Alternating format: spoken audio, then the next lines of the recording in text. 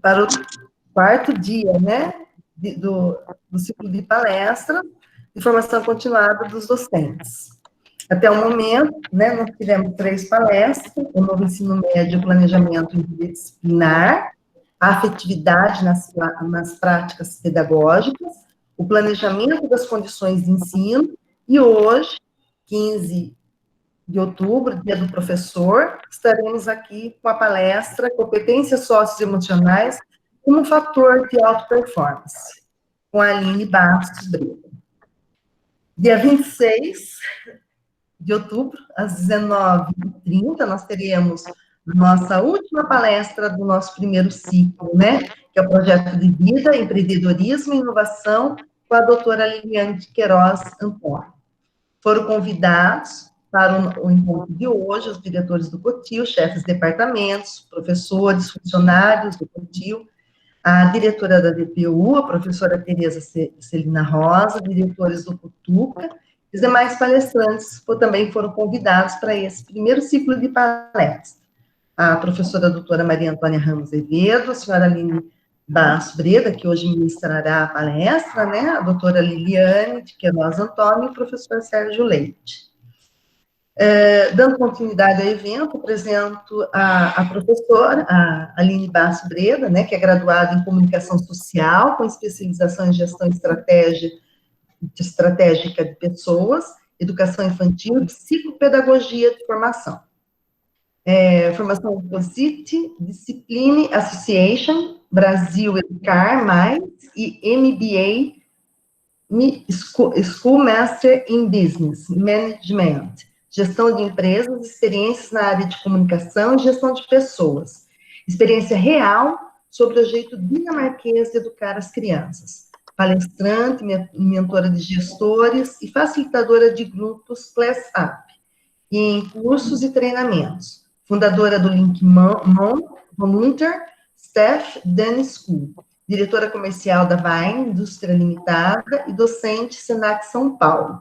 Diretora adjunta CIESP, Centro da Indústria do Estado de São Paulo, Limeira, membro do Conselho da CIL, Associação Comercial de Indústria de Limeira, vice-diretora do Conselho Municipal dos Direitos da Mulher.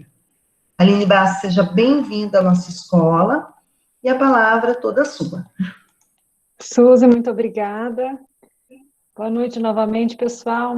Queria dizer que é uma honra estar aqui, a convite de vocês, num dia muito especial, no dia de vocês. Então, também quero parabenizar a todos pela vocação que escolheram, a profissão, né? Todas as profissões são importantes, mas a profissão de vocês é aquela que forma todas as outras. Então, quanto mérito, quanta honra há nisso. E eu fico feliz que hoje, um dia que seria para vocês estarem celebrando, descansando, vocês escolheram estar aqui. E o meu coração vai batendo forte quando eu olho aqui para o número de participantes, e aí eu entrei, estava em 50, e agora já chegamos em 76. Quantas pessoas presentes. Quero honrar a participação de todos vocês, com tantas demandas, né, na vida pessoal, na vida profissional, e hoje vocês escolheram estar aqui. Então, gratidão por esse minuto de troca de conhecimento e de saberes.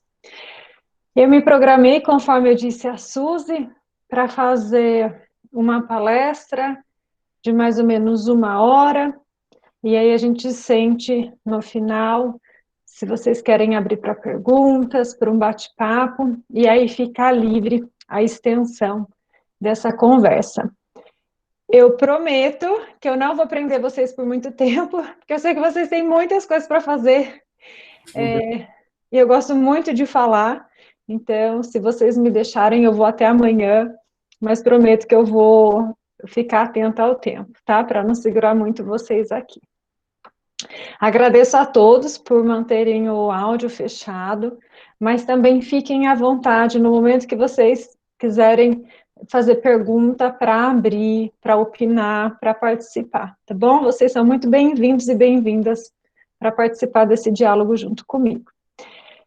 Então, vamos lá. Eu, conversando com a Suzy, quis trazer um pouquinho da minha experiência tanto da parte acadêmica, do que eu estudo na teoria, do que eu já vivenciei aqui e fora, né, do país, e também o que eu percebo em ambiente corporativo, trabalho em uma startup de educação, sou mentora e treinadora dentro de colégios, não só aqui na cidade de Limeira, mas em São Paulo também. Já tive experiências em projetos com Unicamp, com o Cotil, eu participei da primeira maratona de tecnologia que nós fizemos aqui em Limeira, o Hackathon, em 2017. Então, eu queria trazer um pouquinho da prática, né? O que é competência socioemocional, mas muito mais de como que a gente percebe isso na prática, como isso acontece na prática. Queria desmistificar um pouquinho dessas interpretações sobre inteligência emocional, muito desse conteúdo que a BNCC traz agora, nossa, que é isso? Agora eu vou ter que, sei lá, virar psicólogo em sala de aula, como que eu faço isso? Então, eu queria ter um bate-papo com vocês, muito do que eu vejo na prática, na realidade, e que eu acredito que se aplique em qualquer ambiente, que vai desde uma casa, né, desde o que o pai e a mãe podem praticar com os filhos desde muito pequeno, o professor dentro de sala de aula, o gestor dentro de uma equipe pedagógica, dentro de uma instituição, dentro de uma organização, né? E visando também o mercado de trabalho, que é muito importante para todos nós. Então, para sentir um pouquinho de como nós estamos aqui, eu sei que vocês já passaram por ciclos de palestras, né? Acabei de ouvir os temas, também recebi o convite por e-mail. Infelizmente, em todas as datas eu já tinha treinamento agendado, então não consegui participar, mas eu quero sentir um pouquinho do que vocês estão trazendo de repertório. E eu vou pedir para vocês colocarem aqui no chat, porque eu sei que tem muita gente participando. Se todo mundo for participar, a gente fica aqui algumas horinhas. Então, eu vou compartilhar essa tela com vocês. E eu gostaria que todos que puderem participar, venham para o chat e escrevam aqui o que você entende por competências socioemocionais, o que é e para que serve, tá? Pode ser bem resumido. Coloquem aqui no chat e eu vou passar um pouquinho falando em cima do que vocês entendem por competências socioemocionais. E se tiver alguém que quiser abrir o microfone e falar um pouquinho, peço licença, porque muitas vezes eu vou precisar interromper para pular para o próximo assunto, mas, como eu disse, vocês são bem-vindos em falar. Então, vamos lá, pessoal. 81 participantes, não me deixem aqui como grilo, cri, cri, cri, cri, sem resposta, porque essa é a maior vulnerabilidade de um palestrante. E vocês, enquanto professores, estão vivenciando isso na pele, né? A gente falar e ficar um eco do outro lado. Então, eu conto com a solidariedade de vocês. Muito bom. O Biratã está dizendo aqui que, no entendimento dele, competências socioemocionais diz respeito a relações interpessoais. O Sandro está dizendo, são habilidades relacionais, soft skills. Legal. A Renata está dizendo, regulação emocional. E a Suzy está dizendo, controle das emoções para poder aprender e trabalhar. Controle não, né? Gerenciar. Muito bom, muito bom. Então, eu estou vendo que vocês já trazem um bom repertório aqui sobre competências socioemocionais. O Marcelo está dizendo, manifestações do modo de pensar, comportamentos. Legal. Juntando tudo isso que vocês trouxeram, a gente consegue definir, dar uma definição de competências socioemocionais. Tem mais um participante, Ivan, que disse, são capacidades individuais que se manifestam nos modos de pensar, sentir e nos comportamentos ou atitudes para se relacionar consigo mesmo e com os outros. Estabelecer objetivos, tomar decisões e enfrentar situações adversas ou novas. Um bom conceito sobre competências socioemocionais. A Carolina diz, capacidade de gerenciar emoções e relações sociais para conseguir atuar sobre determinada realidade. Legal. Conhecimento, habilidades, ações, entrega de um comportamento dentro de um ambiente social de forma empática. Saber lidar com as diferenças e situações adversas. E o Amaury, conhecimento e habilidade para se relacionar com as próprias emoções. Muito legal. pude perceber que vocês já têm um bom repertório sobre competências socioemocionais. Então, obrigada pelas participações. E eu vou passar um pouquinho aqui sobre uma definição, não sei se vocês conhecem esse órgão aqui, né, que é Collaborative for Academic School and Emotional Learning, que significa Colaboração para Aprendizado Acadêmico Social e Emocional, que é quem estuda nos Estados Unidos, no mundo, né, e a gente pega muita referência de lá, quais são as principais competências socioemocionais que deveriam ser desenvolvidas em ambiente de sala de aula, para que os alunos prosperem. Então, essa referência é o que originou material, conteúdo teórico para grande parte do mundo em relação a como desenvolver essas competências. E a BNCC traz muito sobre isso, tem diversos programas hoje no mercado que são oferecidos de como desenvolver essas tais competências, né? Mas, de uma forma resumida, eles colocam aqui as 5 principais: autoconsciência, né? Então, eu ter consciência sobre o que passa comigo, pensamentos, sentimentos, comportamentos. Consciência social, não basta apenas eu ter consciência de mim, eu preciso ter uma consciência do contexto, do cenário que está envolvido ao meu redor. Tomada de decisões com responsabilidade, e aqui entra muito o senso de comunidade, né? Como é que eu, tendo consciência de mim, tendo consciência do todo, consigo tomar decisões que colaboram, contribuem e são responsáveis com todo o resto. O autocontrole, e aí eu não sei, vocês, professores, devem ter visto recentemente, que rodou muito na internet, aquele tal do teste do marshmallow, né, que eles pegam os alunos lá, de anos iniciais, e prometem um marshmallow para quem conseguir esperar durante 30 minutos ganhar 2 em vez de 1. E aí muito se debateu sobre esse tema, né, o quanto a gente tem um autocontrole para conseguir esperar uma recompensa a longo prazo e não tomar decisões e ações que vão nos beneficiar em curto prazo. E aí teve muitas ressalvas e muitas controvérsias em cima desse teste, né? Ele foi bastante atualizado e origina bastante.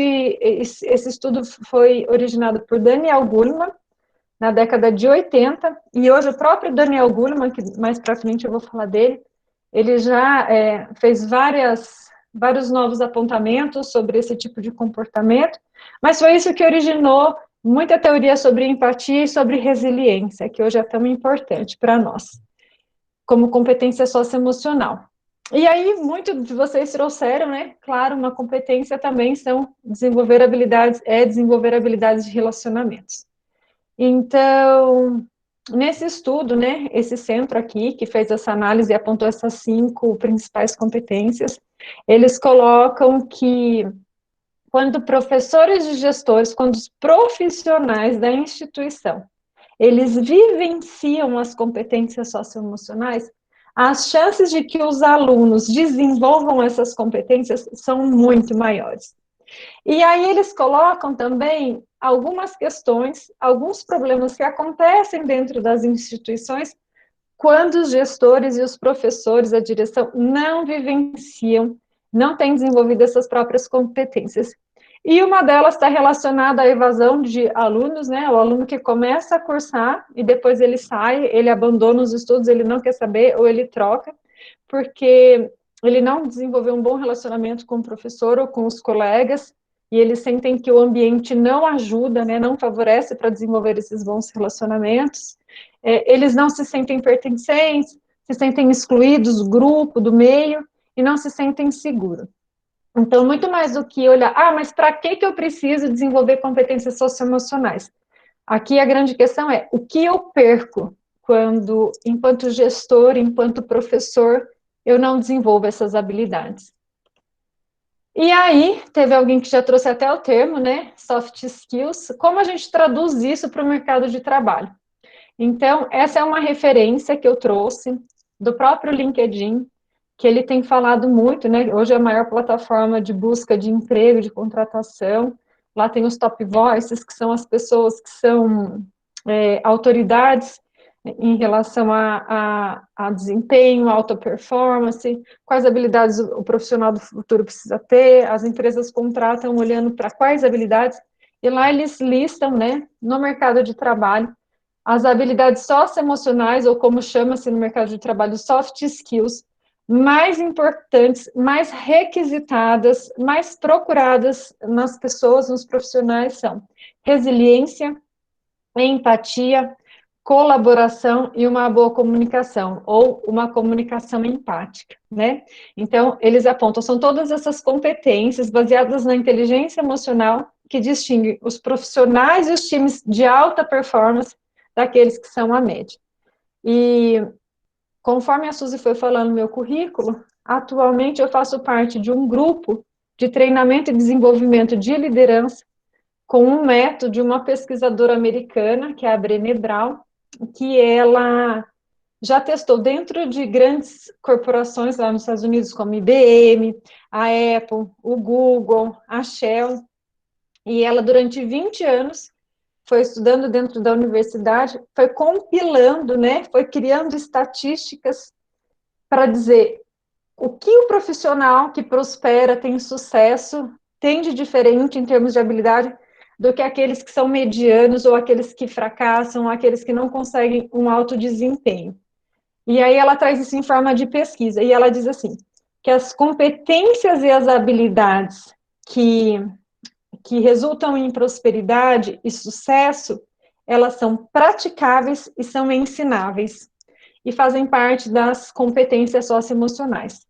Então, não é uma questão de, será que eu devo ou será que não? É uma questão de, eu preciso ter essas competências, eu posso praticar e eu posso ensinar.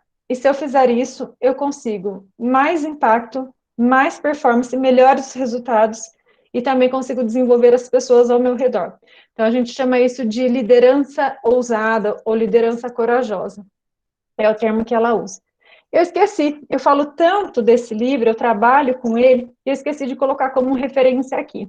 Mas eu vou até incluir aqui, para vocês, depois eu compartilho, é a Brené Brown, e o livro chama A Coragem para Liderar. A Coragem para Liderar. É muito interessante a referência. Ela testou essa metodologia dela e fez as pesquisas.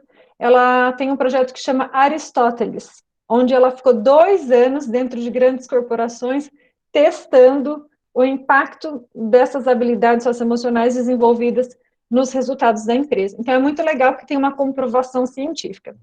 E aí eu deixei aqui também o Daniel Goleman, né, que ele é o grande precursor do tema inteligência emocional, e eu coloquei 4 sugestões de livros, né, deles, desde Inteligência Emocional, que é o mais antigo, a inteligência emocional como uma teoria revolucionária, que redefine o que é ser inteligente. Então, tem muitos profissionais que estão dizendo que inteligente não é mais questão de quociente, né, de QI, mas sim de o quanto você tem de inteligência emocional desenvolvida, é isso que vai determinar o seu sucesso ou não. E aí eu deixo essas 4 referências para vocês, para quem quiser aprofundar no conhecimento de inteligência emocional e de habilidades soft skills, ok? E aí eu quero trazer vocês para uma reflexão. Eu quero perguntar para vocês, e aí eu vou pedir voluntários para abrir o microfone, para vocês escreverem para mim como é que foi quando você estava aprendendo a andar de bicicleta.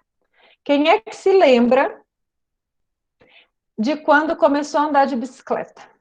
Eu me lembro que eu tinha 5 anos e eu tinha uma bicicletinha com rodinha.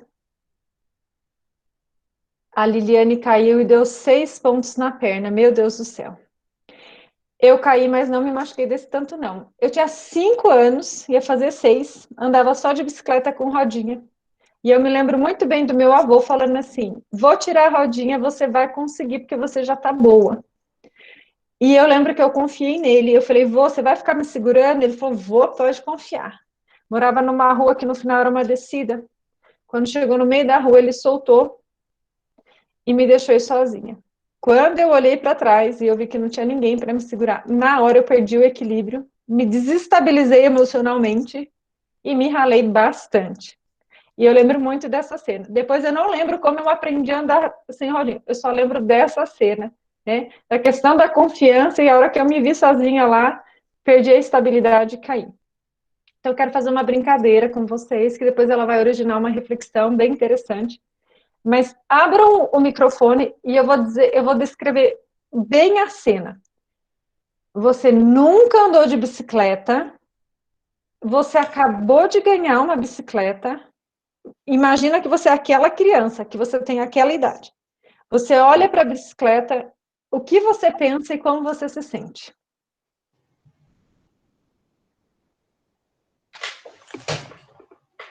Com vontade e, ao mesmo tempo, com medo. Ah, obrigada, Liliane. Então, eu vou escrever aqui, ó. Com vontade e ao mesmo tempo medo. O que mais? Eu estou olhando para a bicicleta, eu nunca andei. Como é que eu me sinto? O que que eu penso? Eu vou conseguir. Eu vou conseguir. O que mais? É um desafio. É um desafio. O que que o desafio me causa?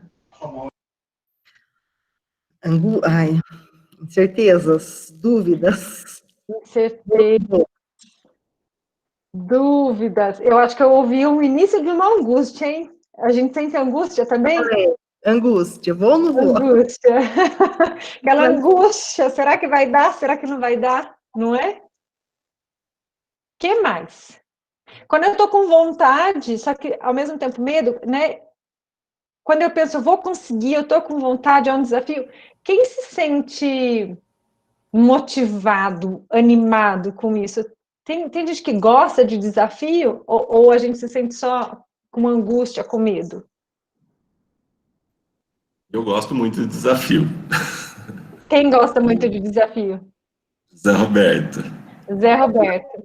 E aí, como você se sente? Que emoção fica presente quando você se sente desafiado? Ah, eu acabo enfrentando a situação. Quando é algo assim de muita insegurança, eu vou meio isolado, mas rapidinho eu consigo vencer aquele Zé medo. Eu vou te Roberto. dar um exemplo. Até hoje eu tenho muito medo de altura, até hoje. Mas quando criança, jovem, o medo era assim bastante elevado, bastante.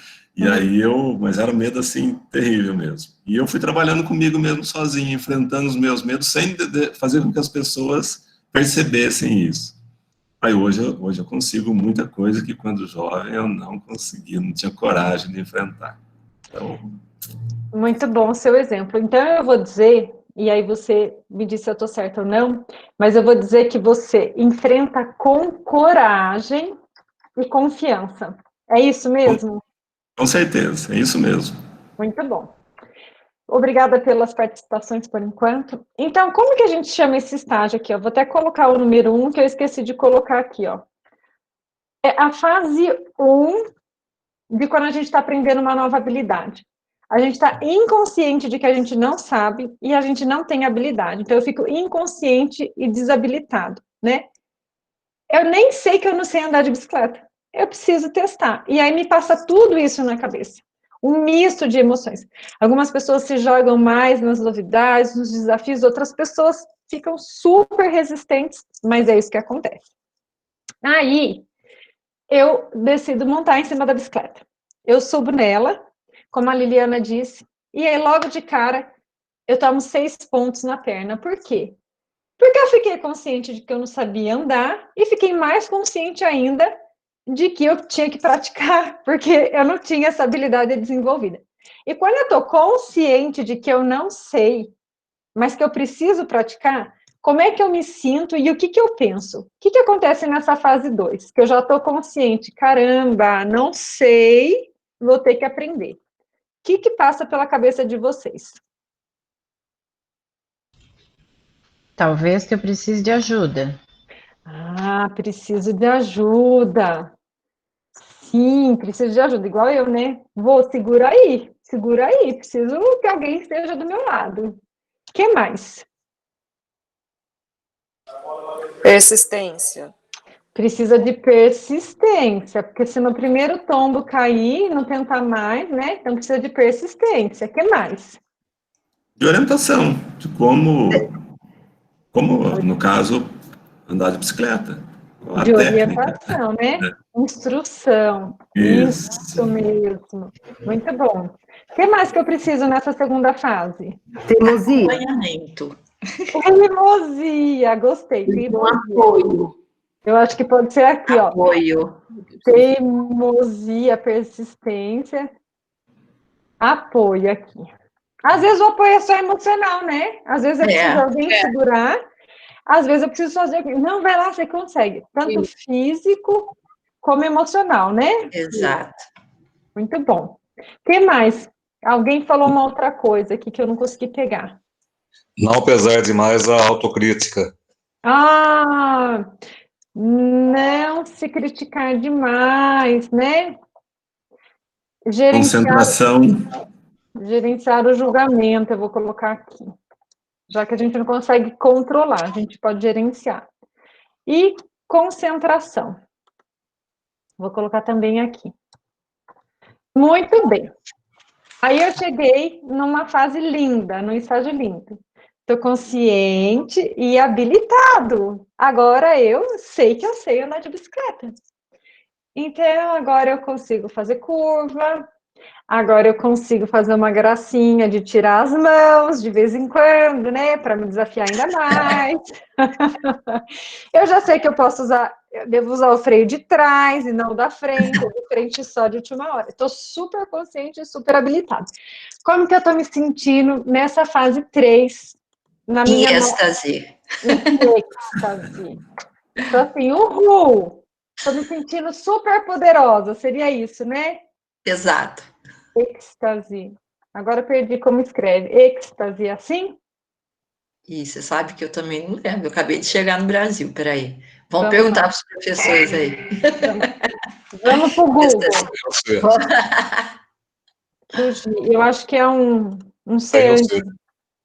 êxtase, assim, né? Isso. Muito bom. Pode por um circunflexo também. Estava procurando aqui. Êxtase. Muito bom. Êxtase. O que mais? Como eu me sinto?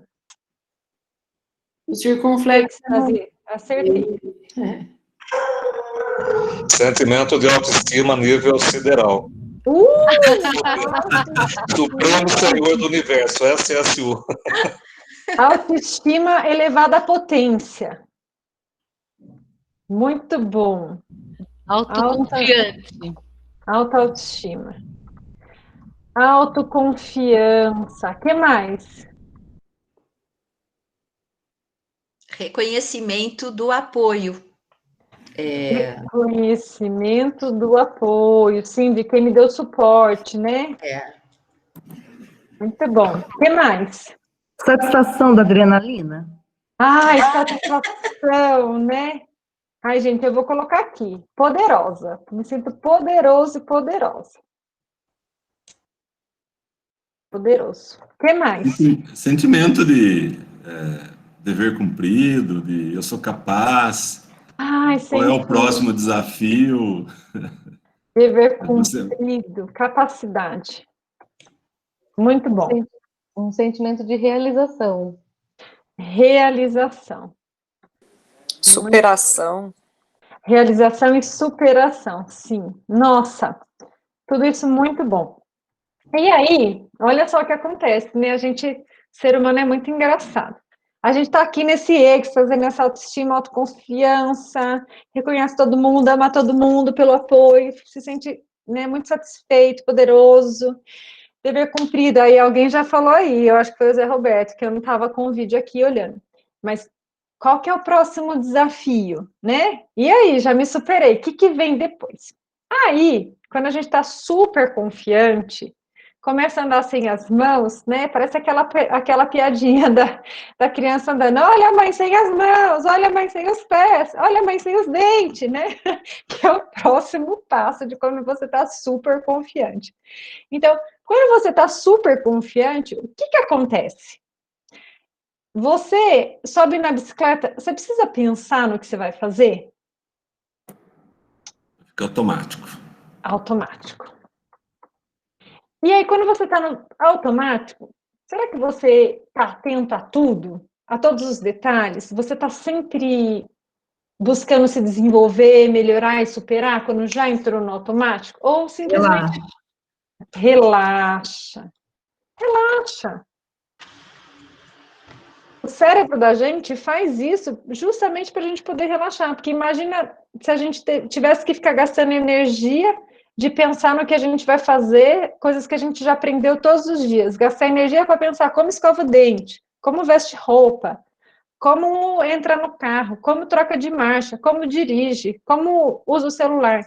Aprendeu, pronto, o cérebro diz assim, vai para o automático e relaxa. E aí a gente tem benefícios e também tem desvantagens disso. Então, o que acontece quando a gente está inconsciente de que a gente já adquiriu uma nova habilidade? O que a tendência a acontecer? Pensa que já sabe. E aí, se eu penso que eu já sei, o que acontece? Não vou aprender mais. Ah, Liga o piloto automático.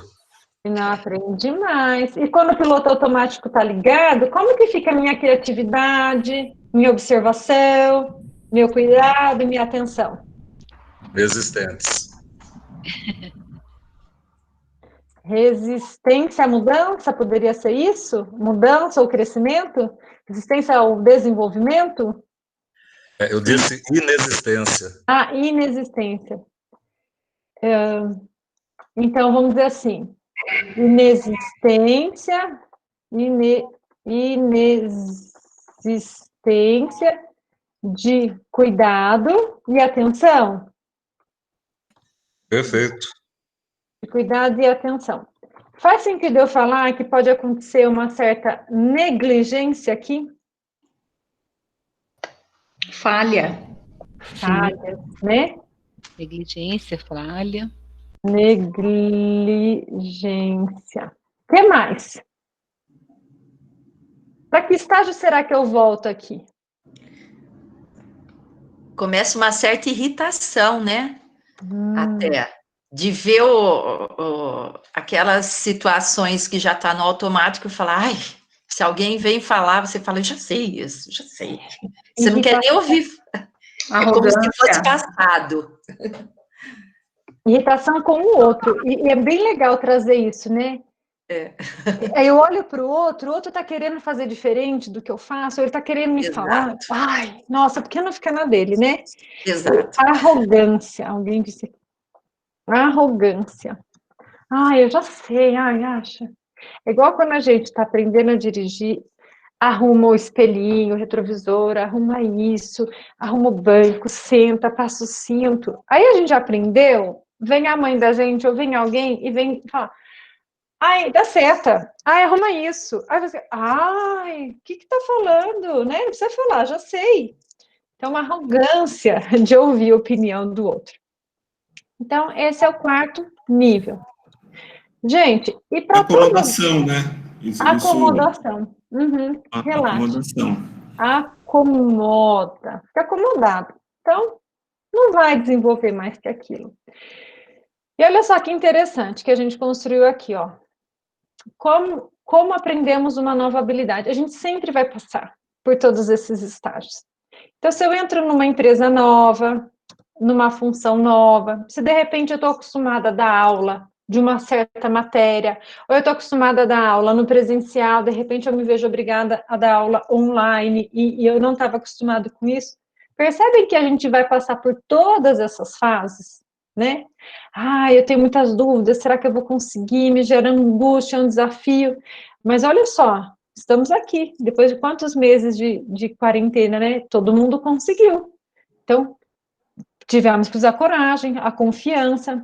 Aí, muitos de nós percebemos que a gente não era tão habilidoso nas tecnologias, tivemos que buscar recursos, pedir ajuda, ter persistência, ser teimoso, eu vou conseguir, pedir orientação. Como é que eu uso esse Meet? Tem que baixar, como é que eu crio um evento aqui, né? Precisamos de muito apoio físico e emocional dos nossos familiares, dos nossos amigos, dos nossos colegas, né? Não se criticar, sei lá, quando a internet cai, quando a apresentação falha, quando a gente está falando, o microfone está no mudo e a gente fala e ninguém ouviu. Então, a gente passou por isso também. A gente se torna um consciente habilitado. Hoje eu estou nessa fase, eu tinha muita dificuldade de usar tecnologia. Gente, de fazer uma apresentação, nossa, era um pesadelo para mim.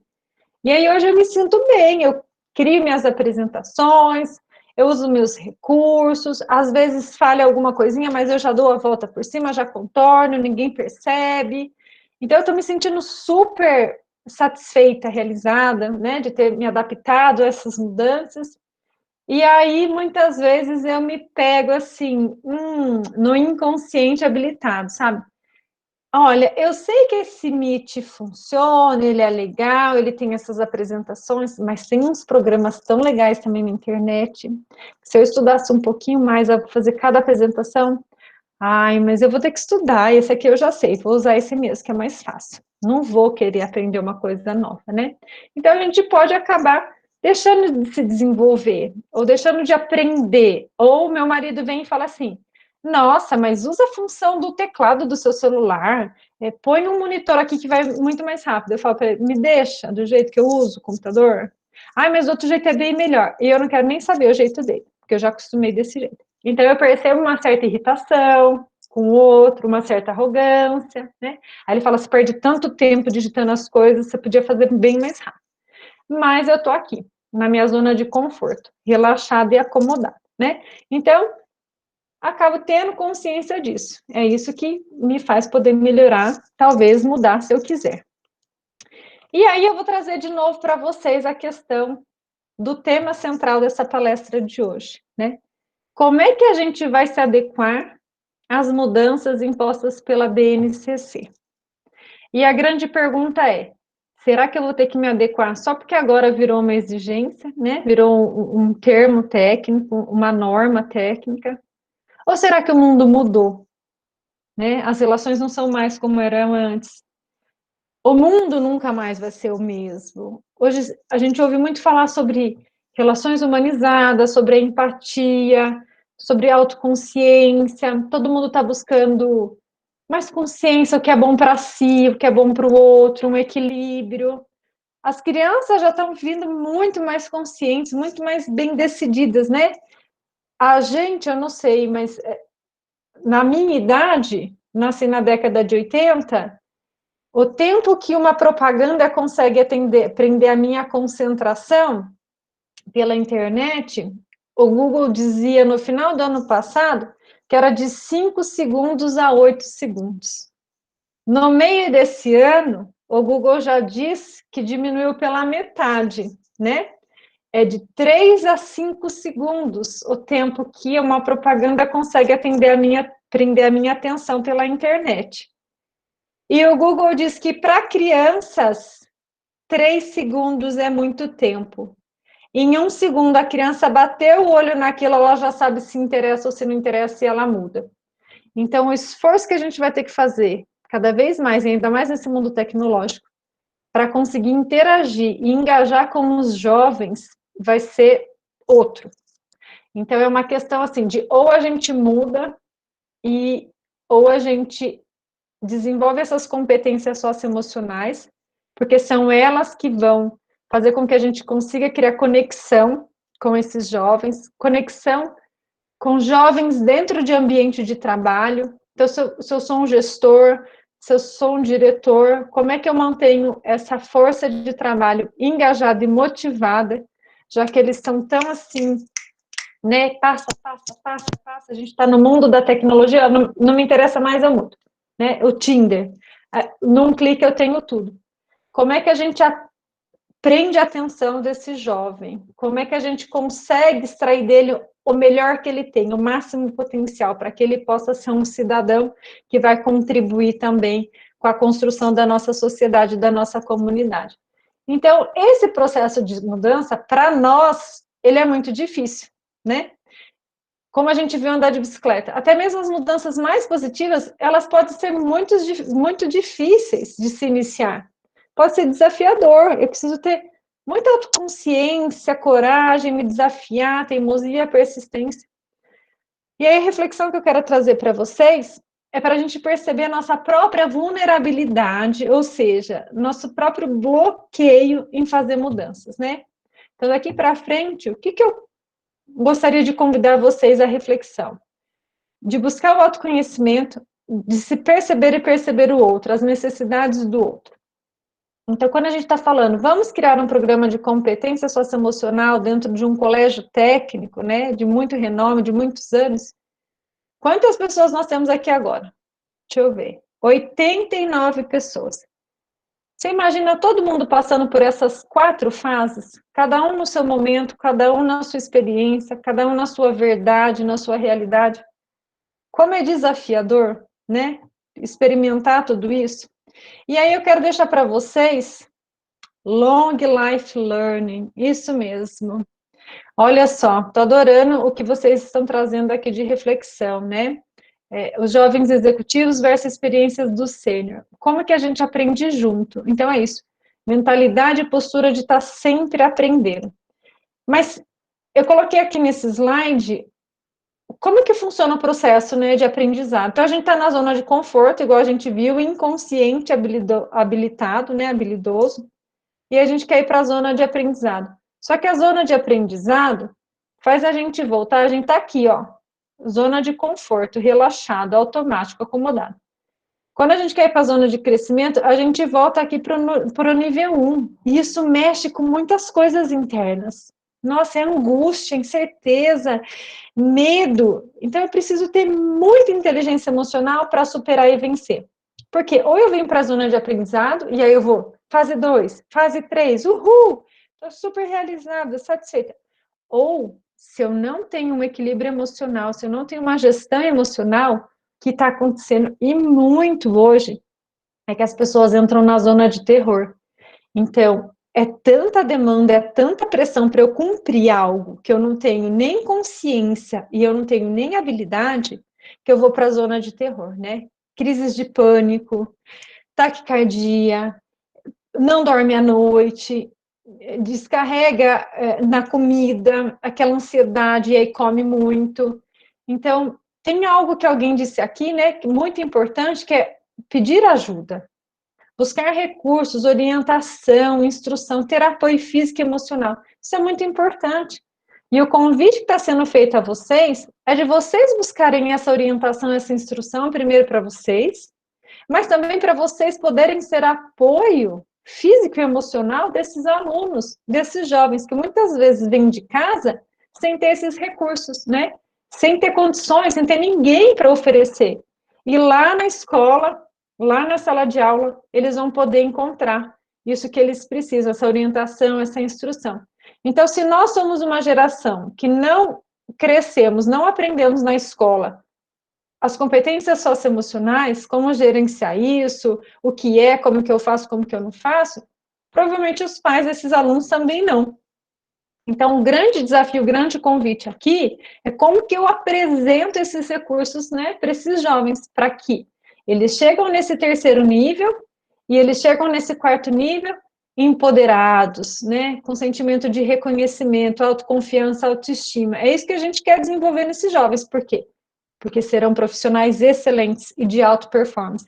Serão profissionais que, como o Zé Roberto disse aqui, sempre que eu me vejo diante de um desafio, eu vou lá e treino, eu me exijo cada vez mais, eu me supero e aí eu vou me desenvolvendo. Então, isso é o alto performance, né? Eu poder ter recursos internos para me superar sempre, sempre. E quando não tiver, que eu possa contar com o apoio, a instrução e a orientação de alguém. Não desistir e não entrar nessa zona de terror, que nos leva a doenças mentais, que têm aumentado demais recentemente, ainda mais no nosso país. Brasil, infelizmente, bateu o recorde, é o segundo no mundo de maior consumo de remédio para depressão e ansiedade. Então, é um número alarmante. O número de homicídios entre jovens que não são divulgados também é muito alto no nosso país. Então, a gente tem uma grande responsabilidade com isso, desenvolver essas competências nos nossos alunos, para que eles possam prosperar, não só profissionalmente, mas em vida. Mas para a gente conseguir fazer isso, a gente já tem as nossas próprias crenças, os nossos próprios hábitos, né? Então, sabe quando você aprende a dirigir, você tem aqueles hábitos que são errados? E aí você vai fazer o teste na autoescola e aí você reprova porque você tinha uns vícios que não devia ter, né? Aprendeu a dirigir não do jeito certo? Então, são vícios, jeitinhos que a gente vai fazendo, que a gente sabe que não é bem o correto, mas que a gente faz. Isso pode ser ocasionado por crenças, né? Muitas vezes pela nossa própria personalidade, pelo tipo de educação que a gente recebeu, as pessoas com quem a gente convive, o tipo de informação que a gente absorve, mas enfim. E eu queria dizer que a gente tem uma inteligência interna que faz com que a gente crie algumas barreiras e alguns bloqueios para sair dessa zona de conforto. Não é que eu não faço porque eu não quero, porque eu estou de má vontade, mas o nosso próprio cérebro cria artifícios e artimanhas para deixar a gente na zona de conforto. Então, o que seria isso, né? Quais são alguns inimigos do aprendizado que quando a gente fala assim, então eu preciso desenvolver uma competência nova, e a competência nova é inteligência emocional, são habilidades socioemocionais. Aí, logo, eu já uso a minha inteligência, que também é uma inteligência, para dizer, não, fica aqui, não vai para lá, lá vai ser angustiante, vai te dar medo, você vai ter que ter coragem, vai ter que, né, você pode quebrar a cara. Então, o que eu uso como estratégia? Eu digo assim, tudo eu sei. Eu não consigo dizer, eu tenho dificuldade de dizer, eu não sei. Então, a gente vai criar um grupo de estudos, vamos falar sobre inteligência emocional. Quem precisa aprender mais sobre isso? Fico quieta, não falo nada, né? Ou o contrário, e eu gostei muito que vocês trouxeram essa questão. Como funciona seu autocrítico interno? Como que funciona aquela vozinha? De repente, a gente cria um grupo de estudo para falar de competência socioemocional. Você chega lá para aprender, ao invés de você ter uma postura de, olha, eu não sei, eu vim aqui para aprender, preciso de ajuda. Você fica assim, eu devia saber, nossa, como eu não sei, meu Deus do céu, sou um fracasso, você deixada para trás, todo mundo sabe, menos eu, né? E isso também sabota a gente de aprender, porque a gente fica com tanta resistência, com tanta crítica que a gente não aprende. Como vocês disseram no caso da bicicleta. A arrogância, né? Fico inconsciente dos pontos cegos. Eu tô lá naquela quarta fase. Eu não quero ouvir ninguém. Até me irrita quando alguém vem querer dar o palpite e falar que eu preciso aprender alguma coisa, né? Confundir o saber com ter opinião. Gente, isso aí, política, economia e opinião sobre competência socioemocional é totalmente diferente você saber, ter uma informação nas mãos, ter um conteúdo teórico com comprovação científica de você ter uma opinião. É tipo mãe, não sei quantas de vocês é mãe, quantos de vocês é pai, mas é tipo aquela parente, aquela pessoa da família que vem sempre dar um palpite, né? Lembro do meu irmão. Fazia xixi na cama. Gente, acredita que uma vez fazia grande xixi na cama. Uma vez uma conhecida falou assim para minha mãe, sabe o que você faz? Você pega o próprio xixi dele e dá para ele tomar que resolve, nunca mais faz xixi na cama. Isso daí não é saber, né, como lidar com a incontinência da criança à noite. Tem um estudo, tem gente que estuda para ajudar uma mãe a resolver o problema de xixi na cama à noite. É diferente da minha opinião. Eu fiz isso com meu filho, funcionou. É minha crença, eu acredito, se você fizer, ele vai aprender. Então, a gente tem que sempre lembrar que uma coisa é o que eu penso, qual que é a minha opinião, baseada no que eu vivi, outra coisa é o estudo, é realmente o que eu sei sobre esse tema. Muitas vezes a gente vai perceber que eu tenho que aprender, porque eu não sei, né? Então, tem que tomar cuidado. A gente fala assim, inteligência emocional, competência socioemocional, é tudo aquilo lá que faz para deixar as crianças mimadas. Nossa, é querer perda de tempo só para matar a aula, né? Isso pode ser uma opinião que eu tenho, mas o que de fato eu sei sobre esse assunto? Então, a gente tem que tomar cuidado com isso, porque senão a gente não aprende. A Lilian está dizendo assim, o primeiro passo, né, o primeiro inimigo é a própria pessoa em tudo. A gente pode ser nosso maior incentivador ou nosso maior sabotador. Precisamos ter consciência disso, né? E hoje, com o Google, entende-se que tudo está colocado e não há o que aprender. E o aprendizado se dá em cooperação. Perfeito, é isso mesmo. Eu vou chegar nesse assunto lá na frente. Já vou caminhar por aí. Julgar o tempo todo. Então, quando a gente julga o tempo todo, também não tem espaço para aprender. Achar óbvio, chato, desnecessário. E olha, gente, eu me reconheço aqui. Quantas vezes... Acho que a Suzy falou aí no meu currículo, chegava para uma reunião no conselho, tanto do CIESP quanto da CIO, aí ia falar de um assunto que eu já sabia, eu falava assim, meu Deus do céu, já sei esse assunto, não acredito que eu vim para essa reunião hoje, vou ficar 1 hora aqui. E aí, me desconectava. Mas sempre tinha algo novo que eu não sabia. E quando eu percebia que eu não sabia, eu já tinha me desconectado, eu falava, poxa vida, perdi alguma coisa importante. Então, toda vez que a gente chega para um novo aprendizado, para uma nova competência, e a gente fica naquela postura, mas isso daí é tão bobo, tudo, então já sei tudo, desnecessário eu estar aqui nessa palestra, não vou aprender nada, né? Então, isso é um inimigo do aprendizado. Ou então, quando a gente acha tudo complicado, não, tudo é complicado demais, eu não sei, eu não vou conseguir fazer, então, já bloqueio. Desconfiança, sabe quando a gente fala assim, isso não vai dar certo? Conheço, nossa, lá no colégio, nossa, tantas coisas que a gente já tentou, não dá certo, ninguém entra, ninguém tá afim. Também não funciona, né? Não aprende. Querer ter resposta para tudo. Sabe quando você está fazendo uma reunião, e aí você fala, gente, que tal a gente pensar um plano A, um plano B? Mas e se os alunos questionarem? Mas e quem não for no encontro? Mas... Gente, a gente não vai ter resposta para tudo, né? Então, como a Eliana disse, a gente tem que começar a construir propostas de ações em cooperação. E aí a gente vai sentindo e vai desenvolvendo e vai aprendendo. Imagina se eu falar assim antes de subir na bicicleta. Mas eu vou cair. Mas essa bicicleta é muito grande. Mas isso. Mas aquilo. Tenho que ir lá e fazer e tentar, né? E uma coisa que eu gosto muito de falar, ignorar emoções e sensações do corpo, porque o nosso corpo é muito sábio. Às vezes um coração acelerado, uma mão rígida, uma noite mal dormida, uma dor no estômago, está dizendo alguma coisa que não está legal no aprendizado, né? Então, isso pode ser uma angústia que eu não estou sabendo dar nome, isso pode ser um medo que eu não sei dar nome. E quando eu fico com essas sensações, de novo, a ponto de chegar a uma síndrome do pânico, né? Uma depressão, eu não consigo aprender. Então, eu tenho que estar muito atenta do que o meu corpo está me dizendo. Meu corpo está pedindo para eu respirar, para eu ter mais calma, para eu dormir melhor, para eu dar um tempo, atender o que o meu corpo diz, o que as minhas emoções me dizem. Até aqui tudo bem, pessoal? E a gente chama tudo isso, dos inimigos, de vulnerabilidade. O que é vulnerabilidade? A própria Brené Brown, ela define muito bem vulnerabilidade. Ela é uma referência no tema vulnerabilidade. Vulnerabilidade é tudo aquilo que me tira do conforto, que me tira da zona do conforto e me leva para um aprendizado. Mas isso me expõe de uma forma e de uma forma emocional que eu me sinto palpitação, né? Ninguém gosta de estar exposto emocionalmente, porque quando a gente está exposto emocionalmente, a gente fica perguntando para si mesma, será que eu estou sendo aceito nesse grupo? Será que o que eu estou falando está sendo importante? Será que eles estão gostando de mim? Será que eles estão, né, achando que eu sou maluca? Então, toda vez que a gente se expõe para aprender alguma coisa nova, para fazer alguma coisa nova, a gente já fica pensando nos olhares externos. E aí a gente entra em comparação, a gente entra em mecanismo, preciso fazer tudo perfeito, eu não sou bom o suficiente, eu tenho que agradar. Isso deixa a gente muito vulnerável e a gente não consegue aprender, porque a gente fica só preocupado com essas vulnerabilidades.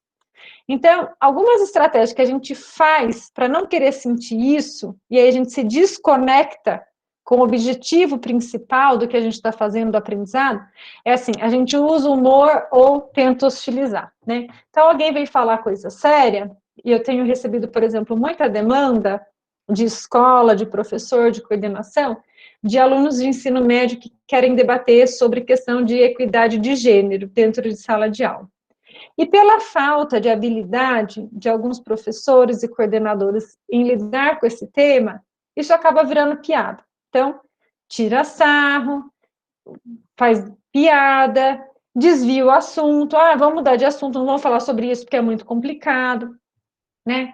Ou então, fala de outra pessoa, culpa, terceiriza, mas é problema do governo, é problema dos pais, é problema disso, e foge do assunto. Ou então tenta racionalizar, né? Fica fazendo um monte de pergunta. Mas por que isso está acontecendo? Mas o que você fez? Mas o que você falou em sala de aula? Mas por que eles estão perguntando isso? Mas o que os pais vão pensar?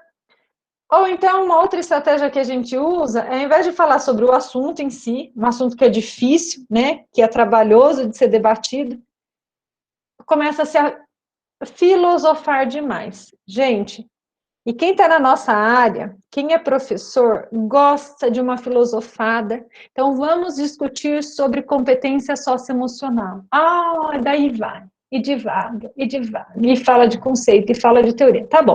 Mas e no dia a dia? O que nós estamos fazendo de diferente? Vai para a filosofia de novo, né? Porque daí fica no superficial. Não entra naquele negócio que aperta mesmo o calo do sapato, né? Achar tudo complicado de novo, então desconfiança de novo, preencher o silêncio. A gente está numa reunião e aí fica um silêncio, o clima é desconfortável, as pessoas estão, né, questionadoras, e aí tem aquela pessoa que se sente super desconfortável quando está muito quieto, muito silêncio, então você está sempre dando opinião, falando, e aí o que acontece?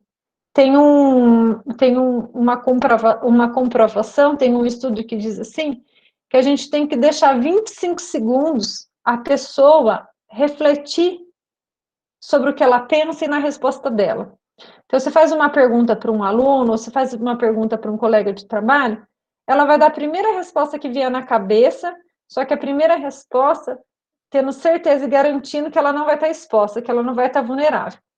E aí se você já rebater em cima daquela resposta, fizer outra pergunta, falar alguma coisa em cima, você conseguiu tirar só o superficial dela. Quando você fica em silêncio e espera 25 segundos, a partir de 20 segundos que você faz a pergunta e fica lá só atento para ouvir a resposta. A partir de 20 segundos, aí você consegue extrair de fato o que aquela pessoa tem para contribuir. O que ela pensa, o que ela faria, e é aí que a gente cria conexão, é aí que a gente passa a perceber a necessidade do outro, o que o outro pensa, o que ele está precisando, e é aí que a gente consegue cooperar e ajudar, tá bom? E também, uma outra estratégia para escapar é tornar o incerto incerto. E aí, deve ter muito professor de estatística, de física, de matemática, muitos engenheiros aqui. Então, tem gente que tenta criar planilha em Excel com gráfico para dizer que aprendeu competências socioemocionais. Então, se inteligência emocional é autocontrole e autogestão, vou botar num gráfico, numa planilha, o meu comportamento, o meu pensamento, aí eu vou cruzar, criar uma função, uma equação, e aí eu já sei que eu vou estar garantido em competência socioemocional. Coloquei numa planilha, tabelei. Né? Gente, não existe isso. Né? Vulnerabilidade, emoção, competência socioemocional é viver e sentir. Não dá para tornar certo algo que é incerto, né? As emoções são incertas. A gente não consegue controlar nem evitar. O que a gente consegue fazer é gerenciar, com muito aprendizado socioemocional. Então, eu quero deixar como pergunta aqui para vocês, a gente está chegando ao final. É uma pergunta que eu gostaria que vocês refletissem. Não precisa falar, se não quiserem, mas pensem aí, vocês mesmos, né? Uma autorreflexão. Qual que é a sua caverna hoje? Qual que é aquele buraco obscuro que você sabe que você precisa cavocar, você precisa entrar lá, mas só que você não quer porque é desconfortável, porque vai te causar angústia, vai exigir de você mais coragem, ou mais aprendizado, ou mais treinamento do que você já tem, então vai sair da zona de conforto. Mas eu quero saber qual que é a sua vulnerabilidade para começar a praticar a inteligência emocional em sala de aula ou dentro da sua equipe, no seu grupo gestor, no seu grupo pedagógico, né? Que situação é desconfortável para você hoje quando o tema é competência socioemocional? Quais são os ranços, quais são os medos, as desconfianças, as incertezas que você tem em relação a esse assunto, que você sente que te impede de aprender ainda mais sobre esse assunto, né? E aí, quais seriam os desafios a serem enfrentados para você poder desenvolver uma postura de aprendizado em relação a esse tema? E aí, chamando para a autorresponsabilidade, que mudanças no seu repertório de comportamentos, ou como vocês disseram, né? Quais os pensamentos, os sentimentos, as ações, né? Os comportamentos que vocês precisam rever? Que mudanças são necessárias para que, de fato, vocês possam aprender e praticar sobre soft skills, sobre competências socioemocionais. Tá? Faz sentido essa reflexão aqui? A Rosemary está dizendo que gostou de saber dos 20 segundos. Gente, isso em sala de aula, para trazer e enriquecer discussão, é muito significativo. E eu sei que muitos de vocês têm uma posição aí de gestão e de coordenação, então, muitas vezes a gente reclama assim, vou para uma reunião, quero ideias, quero contribuições, e aí sempre mais o mesmo, né? As pessoas não falam muito. Perceba se você não interrompe, se você já não corta, se você já não vai para outro assunto e não dá esse espaço para as pessoas realmente poderem participar. Isso é muito significativo, tá? Então, vocês estão dizendo que faz sentido, eu vou passar aqui um pouquinho para vocês. Vou trazer uma questão que acho que foi a Liliane que trouxe sobre a cooperação. Lá no começo eu digo assim, né? Que eu desenvolvi um método que não é meu, não é grande coisa, mas que eu uso essa metodologia sempre em todo lugar onde eu vou trabalhar. Todos os meus programas e os meus treinamentos, eles estão pautados nesses 3 pilares: conexão, comunicação e contribuição. Tem muitas referências, muitas teorias que eu uso, né, que eu me aproprio para poder dizer que, para mim, a chave da prosperidade, da auto-performance está sempre em conseguir desenvolvermos a conexão, vínculo com as pessoas, uma boa comunicação, e aí a gente passa a contribuir, colaborar e também tem contribuição em retorno. Algumas das referências que eu uso, né, para defender essa metodologia é Alfred Adler e Rudolf Dreikurs, que foram precursores da psicologia individual humanista, nasceram no século passado. O Alfred estudou junto com Freud. Freud foi para a linha da psicanálise e o Alfred foi para a linha de entender que o ser humano é um indivíduo, né? E ele gosta de ver todos como o nosso lado humano. Então ele entende que sim, tem muita influência da nossa criação, da nossa educação, do ambiente onde a gente vive, e como Freud dizia, né? Eu posso ter tudo isso enraizado dentro de mim, tudo isso pode causar influência, mas tinha uma questão que eles divergiam e muito, em termos de visão de mundo, né? Alfred Adler, ele dizia assim, tá bom, as minhas experiências podem me marcar e me influenciar, mas não definem minhas ações e meus comportamentos. Eu sempre tenho a opção de escolher o que eu faço com aquilo que me acontece. E eu acho isso muito empoderador. Eu acho isso, sim, muito incrível. E eu gosto muito dessa linha de pensamento. E eles escreveram muitas coisas em relação às crianças. Depois veio Rudolf Dreikurs, né? Alfred, ele era austríaco, ele passou por todo o Holocausto, todas as questões que teve no país dele, e ele diz, é muito triste, eu que defendo o humano, né? O humanismo, ver o meu país passando por toda essa opressão.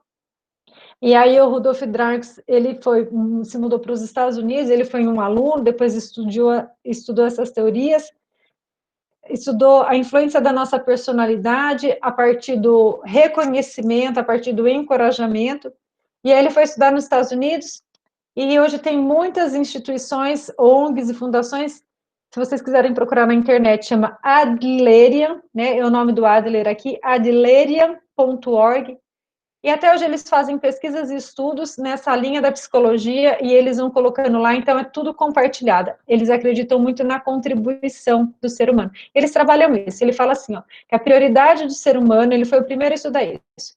É primeiro de conexão. A gente já nasce desde pequeno, a gente quer se conectar com as pessoas, a gente quer pertencer, a gente quer se sentir aceito. Dentro da sala de aula, isso é muito reforçado, na família é muito reforçado, no casamento, nas instituições, nas empresas. E aí a gente usa a comunicação para conseguir criar esses vínculos. E quando a gente tem conexão e comunicação bem estabelecidos, a gente tem desejo de contribuir, livre, espontânea vontade de contribuir, fazer o nosso melhor, né? Ser útil, ser importante. Então, nesse caso aqui, na linha que eles pensam e estudam, você não teria que recompensar nenhum aluno, nenhuma criança, nenhum funcionário por ele contribuir, por ele fazer a parte dele. Você consegue fazer com que as pessoas deem o melhor dela, tenham alta performance, simplesmente porque elas entendem que elas são importantes, que elas participam daquele grupo, que elas fazem parte, que elas são aceitas, né? E você consegue trabalhar com o senso de pertencimento e aceitação do ser humano para que ele desenvolva o máximo potencial dele. Depois eles vieram Jane Nelson e Lynn Lott, eu fiz um treinamento presencial com a Lynn Lott, em disciplina positiva, que é muito aplicada para relacionamentos humanos, e especialmente dentro de sala de aula. E um estudioso que eu gosto muito, que é o mais atual, é o Yuval Harari, escreveu o livro Homo Sapiens, né, e 21 lições para o século XXI, e lá ele fala muito que a gente só evoluiu, não foi pelo fogo, não foi pela movimento de pinça, mas foi pela necessidade de estar vivendo em grupos e ter desenvolvido a comunicação. Quando a gente passou a desenvolver a comunicação, as tribos foi dizendo uma para a outra, olha, toma cuidado com isso, olha, ali tem alimento, olha, que você se protege mais fácil. E esse comunicar gerou mais colaboração, mais cooperação, e a gente conseguiu evoluir muito mais e muito rapidamente a partir dessa comunicação e do senso de cooperação. Então, fica as referências aqui. O que a gente acredita quando a gente trabalha psicologia individual humanista, né? Quando a gente trabalha encorajamento, quando a gente trabalha conexão, comunicação, cooperação. Que a gente pode desenvolver nos nossos alunos essas percepções. Eu sou capaz, eu contribuo de maneira significativa, isso é necessário, eu uso meu poder pessoal para fazer escolhas que influenciam positivamente o que acontece comigo e na minha comunidade. E outras 4 habilidades. Eu sou disciplinada e tenho autocontrole, eu posso trabalhar com os outros de forma respeitosa, eu entendo como o meu comportamento afeta os outros e eu posso desenvolver sabedoria e habilidades de julgamento por meio da prática diária. Então, para mim, gente, aprender sobre competências socioemocionais é ter orientação, instrução e ter a prática do que a gente quer desenvolver com os nossos alunos em sala de aula e com a nossa equipe, e olhar para esse aluno de hoje e lá na frente poder projetar e enxergar ele como um cidadão que vai ter essas 7 percepções e habilidades de vida desenvolvidas. E quando eu olho para essas 7 percepções, eu penso, nossa, que mundo maravilhoso a gente poderia viver se a gente pudesse formar adultos, né, cidadãos com todas essas habilidades e capacidades. Pensa no mundo como seria, bem diferente do que a gente tem hoje, né? E aí eu deixo aqui para vocês, como que eu faço? Como que eu começo a praticar competência socioemocional? Uma dica muito simples. Todo início de reunião, todo início de aula, sempre que possível, ou uma vez na semana, uma vez, sabe? Escolham comitês, escolham grupos, façam essa prática do check-in. Como funciona? Você começa dizendo, meu nome é Aline, hoje eu me sinto, e aí eu já começo a criar um repertório de autoconsciência para trazer para a presença o que eu estou sentindo, emoções, né? A gente tem a tendência sempre de falar o que eu penso, como eu estou, mas como eu me sinto hoje. Trazer a percepção das emoções é muito importante. Tem um negócio que se chama emociômetro. Tem muitos livros, literaturas, eu tenho um catálogo de emoções que a gente pode precisar colar no início, porque é difícil para a gente até descrever emoções, já que a gente não tem repertório, a gente não fala muito sobre isso, mas começar a trazer para a prática do dia a dia, das pessoas dizerem como elas se sentem. E aí eu coloco assim uma pergunta, qual que é a minha intenção pessoal dentro desse grupo, dentro dessa reunião, dentro dessa aula, ou qual que é uma intenção que eu tenho para o grupo? Em vez de trazer uma intenção, eu posso simplesmente dizer como eu me sinto, reconhecer por algo que alguém fez de bom no grupo, algo que a instituição fez, apreciar alguém, apreciar um bom trabalho. Só isso, é um check-in. Então, você investe um tempo no início de encontros, de aulas, de reuniões, para fazer esse check-in. E aí, no começo, tem muita resistência de professor, de gestor, de direção, dizendo assim, mas a gente não tem esse tempo, já tem tanto conteúdo, não dá. E aí eu falo, vamos fazendo, gente, vamos fazendo, vamos treinar, praticar. Então, eu peguei alguns dos feedbacks, tanto de colégios onde nós já incorporamos essa prática, que é muito simples, já serve como uma grande prática para treinar competências socioemocionais, e também dentro daquela startup de educação, que faz 10 meses já que eu estou desenvolvendo um programa de mentoria em competência socioemocional com eles, e desde o início, desde janeiro, a gente tem feito check-in. Então, alguns dos resultados que eles percebem como benefícios da gente sempre fazer essa prática de check-in, uma vez por semana, ou toda vez que tem reunião, eles dizem assim, a gente consegue sentir a temperatura do grupo, como as pessoas estão chegando, né? A gente consegue sentir o clima, como que tá, se eu devo escolher melhor as palavras, se eu já devo falar de algo que eu sei que vai deixar todo mundo ansioso, ou se o pessoal está bem, eu já chego e lanço o desafio. Então, eles falam que isso traz sensibilidade sobre as questões que o grupo traz também, porque muitas vezes a visão do professor ou a visão do gestor é uma, com foco em resultado, com foco em conteúdo, e o grupo está trazendo outra demanda, né? Então, precisa alinhar melhor as expectativas dos dois lados.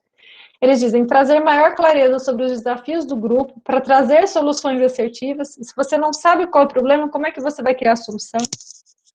Dar um tom de humanidade na conversa, ajustar a comunicação, criar vínculo, conexão e confiança entre as pessoas e desenvolver um senso de pertencimento, aceitação e importância com o grupo, né? Então, os resultados são muito benéficos. E aí, eu vou trazer esse case só se tiver tempo, só se tiver espaço, ou senão eu vou abrir para vocês trazerem reflexões, perguntas, como vocês se sentirem à vontade. Mas uma coisa que eu gosto sempre de trazer para cada grupo, que é muito pessoal, para cada instituição, para cada pessoa que vem me procurar e procura o meu trabalho de mentoria e desenvolvimento pessoal, mentoria em competência socioemocional, e eu digo assim, ó, quem é você primeiro, né? E qual que é o seu porquê? E o seu porquê aqui, ó, qual é a sua paixão? Qual é a sua paixão? No que você acredita? No que você acredita?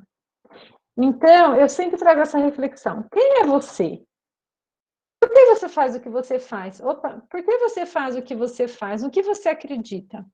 E aí eu faço essa pergunta, como você faz o que você faz? Qual que é o seu grande diferencial? O que te torna especial, único?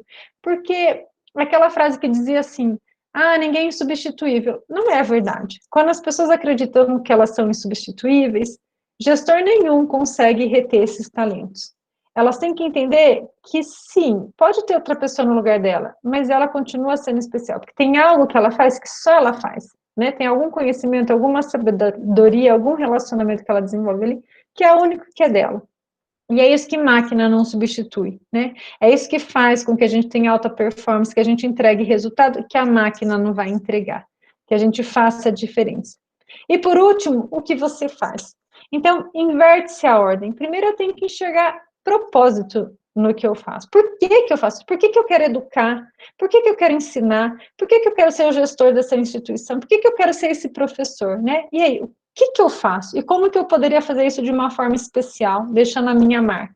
E aí sim, tá, então o que eu vou fazer é isso, isso, isso. E como referência, eu deixo para você o Simon Sinek, que tem o livro O Círculo Dourado, e tem muitos vídeos no YouTube que ele fala, o Círculo Dourado, né? Encontre o seu porquê. É muito lindo vocês repensarem o que vocês fazem e repensarem sobre a importância de desenvolver competência socioemocional a partir do seu propósito, a partir do Círculo Dourado, tá? Então, eu encerro por aqui. O case é muito importante para refletirmos sobre uma experiência. Legal. A Rosemary disse, vou aplicar isso imediatamente. Show. Estou amando tudo isso. Muito bom. Agora eu estou vendo aqui. Legal. Ótimas reflexões. Então, ó, são 8h14, eu vou contar 2 cases muito rapidamente. E aí eu vou pedir um pouquinho da atenção de vocês, e eu respeito também, eu não sei como que tá os afazeres aí, mas eu vou tentar ser bem breve. Então, vamos lá, José Roberto, todo o pessoal, eu quero trazer esse case aqui da Nokia e dos alunos do ensino médio. O case da Nokia é algo que eu ouvi durante meus treinamentos e minhas vivências. Em 2017, eu trabalhava numa empresa familiar aqui em Limeira com meu pai, uma indústria, tínhamos aproximadamente 70 funcionários, colaboradores, produzimos todo o maquinário, fazemos a venda, importamos partes, exportamos, então, todo o processo de importação, exportação, financeiro, PCP, mudamos de sistema, pegamos um RP, que fazia toda a parte de bloco K, não sei se vocês entendem do que eu estou falando ou se eu estou falando grego. Vou interromper minha tela, que assim vocês me veem melhor e eu vejo vocês. Gente, uma loucura, pensa num pesadelo, né? Trocar de sistema, pegar toda uma fábrica, criar a estrutura de produto. Eu lembro que só de uma máquina eram 5.000 componentes, 5.000 itens, cadastrar tudo isso, colocando classificação fiscal, aí fazer isso bater com pedido de venda, fazer bater com conciliação de banco, cuidar de importação e exportação, enfim, eu estava meio que surtando, né? E aí eu comecei, naquela época eu nunca tinha ouvido de Simon Sinek, mas eu ficava pensando, por que eu estou fazendo isso? Por que eu estou fazendo isso? Qual que é a minha paixão? E aí tinha algo que eu gostava muito, que era desenvolver relacionamento com as pessoas, poder me desenvolver, ensinar pessoas coisas que eu sabia. Mas quando eu tinha que sentar numa sala e ficar em planilha, ficar conferindo relatório, ficar fazendo, né? Nossa, isso para mim acabava com a minha energia. E eu fui ganhando a confiança dos sócios, e eles passaram toda a responsabilidade de gestão para mim. E é uma empresa familiar, tem quase 50 anos, então muitos processos burocráticos, bastante engessado, bastante rígido, e isso estava me sufocando. Então, eu acreditava no novo modelo de fazer gestão, de fazer relacionamento, mas eu não sabia fazer isso. Então, eu quebrava a cara toda vez que eu tentava um programa novo de incentivo, de relacionamento. Eu falava assim, vamos fazer alguma coisa legal, porque os colaboradores vão ficar mais animados, mais motivados. E aí eu metia os pés pelas mãos, no final não conseguia motivar, aí eu ficava ressentida. Poxa vida, eu fiz tudo isso, programa de recompensa, e o pessoal não está nem aí, né? Aquela frase que dizia, funcionário é tudo igual mesmo, não quer saber de nada, é só dia 5 e dia 20. Mas no meu coração eu sentia que não era isso, eu sentia que tinha algum conhecimento que eu não tinha alguma forma de gerenciar, de gerir, que eu não sabia. E, principalmente, eu não tinha controle nenhum emocional, estabilidade nenhuma emocional. Eu me deixava me levar muito pelas emoções. Tanto de sentir, né, com algumas demandas de alguns funcionários, e aí me envolvia totalmente emocionalmente, e também quando ficava brava, eu ficava muito brava, muito ressentida, então não tinha um equilíbrio, uma constância. E aí eu comecei a me envolver com alguns projetos de aprendizado de educação. E eu fui estudar muito sobre educação de criança, fui estudar sobre a educação do povo nórdico, e aí aprendi sobre Alfred Adler, sobre o Rudolf Dreik's, e comecei a pegar a Dinamarca como um case de sucesso, tanto na educação quanto nas empresas. Claro que tem o case da Lego, que é a maior fabricante de brinquedos do mundo. Eles têm uma cultura muito legal de engajamento de funcionário lá dentro. Eles desenvolveram muitas soluções, inclusive para as nossas indústrias brasileiras, na parte de injeção a plástico. Todas as partes e componentes de carro que hoje são injeção a plástico vieram da tecnologia que a Lego desenvolveu para as pecinhas deles. Mas, enfim, nesse caso eu fui estudar a Nokia, né? A Nokia fica na Finlândia, que é um país vizinho da Dinamarca e que tem a mesma filosofia e o mesmo estilo de educação.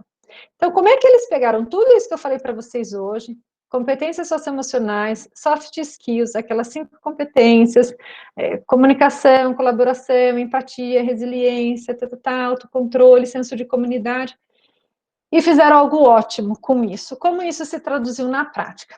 Então, lá eles envolvem muito escola, né? E não é nem escola técnica, não é nem a Unicamp. Escola com empresa. Um ajuda o outro, um dá suporte para o outro. Então, o senso de contribuição. Eu não sei se vocês conhecem, mas Finlândia é um país muito extenso, mas só que neva muito, tem muita neve. Então, as casas são bem longe uma da outra, mas tem muita neve, quase a maior parte do ano neva. E aí os alunos, eles estavam na 5ª série, e eles estavam fazendo um projeto, né? Então, na aula, o professor sempre pergunta, por que seu projeto é útil? Para que você usaria? Como ele vai te beneficiar e como ele pode beneficiar os outros? Então, tem que ter um propósito, os projetos que eles fazem. E alguém, né, um grupo de alunos começou a ter a ideia de falar assim, a gente queria uma tecnologia para a gente poder trocar informação de lição de casa sem ter que sair na neve. Por exemplo, eu quero estudar com meu amigo, eu quero tirar uma dúvida, eu tenho que ir na casa dele. Não quero, não estou afim. Ou então eu tenho que pegar o telefone. E aí eu estou falando da tecnologia que eles desenvolveram, que foi o Bluetooth. E eu me lembro quando eu estava na faculdade que surgiu essa tecnologia. Então faz tempo, acho que faz 10, 15 anos que surgiu já essa tecnologia. E vamos lembrar que naquela época a internet ainda era discada, tinha essa questão de Wi-Fi, então era muito difícil a internet, tanto aqui como para lá.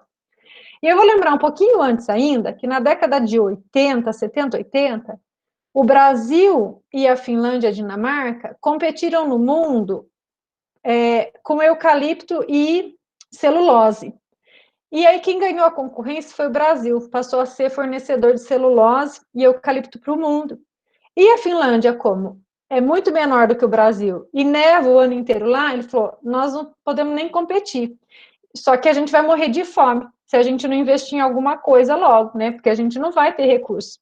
Então, eles pegaram 30% do PIB, investiram em tecnologia e educação, inovação e educação. Então, já tinha um programa dentro das escolas para olhar para a inovação como forma de trazer recursos financeiros para o país e para a educação. Por isso que fizeram esse casamento também, de novo, né, de empresas e escola. E aí, esse grupo de alunos, eles começaram a pensar, como é que a gente olha para a solução? De novo, olha só, quando eu falei sobre isso, né? Foco na solução. Como é que eu contribuo, como é que eu consigo um resultado para mim e ainda contribuo com a comunidade?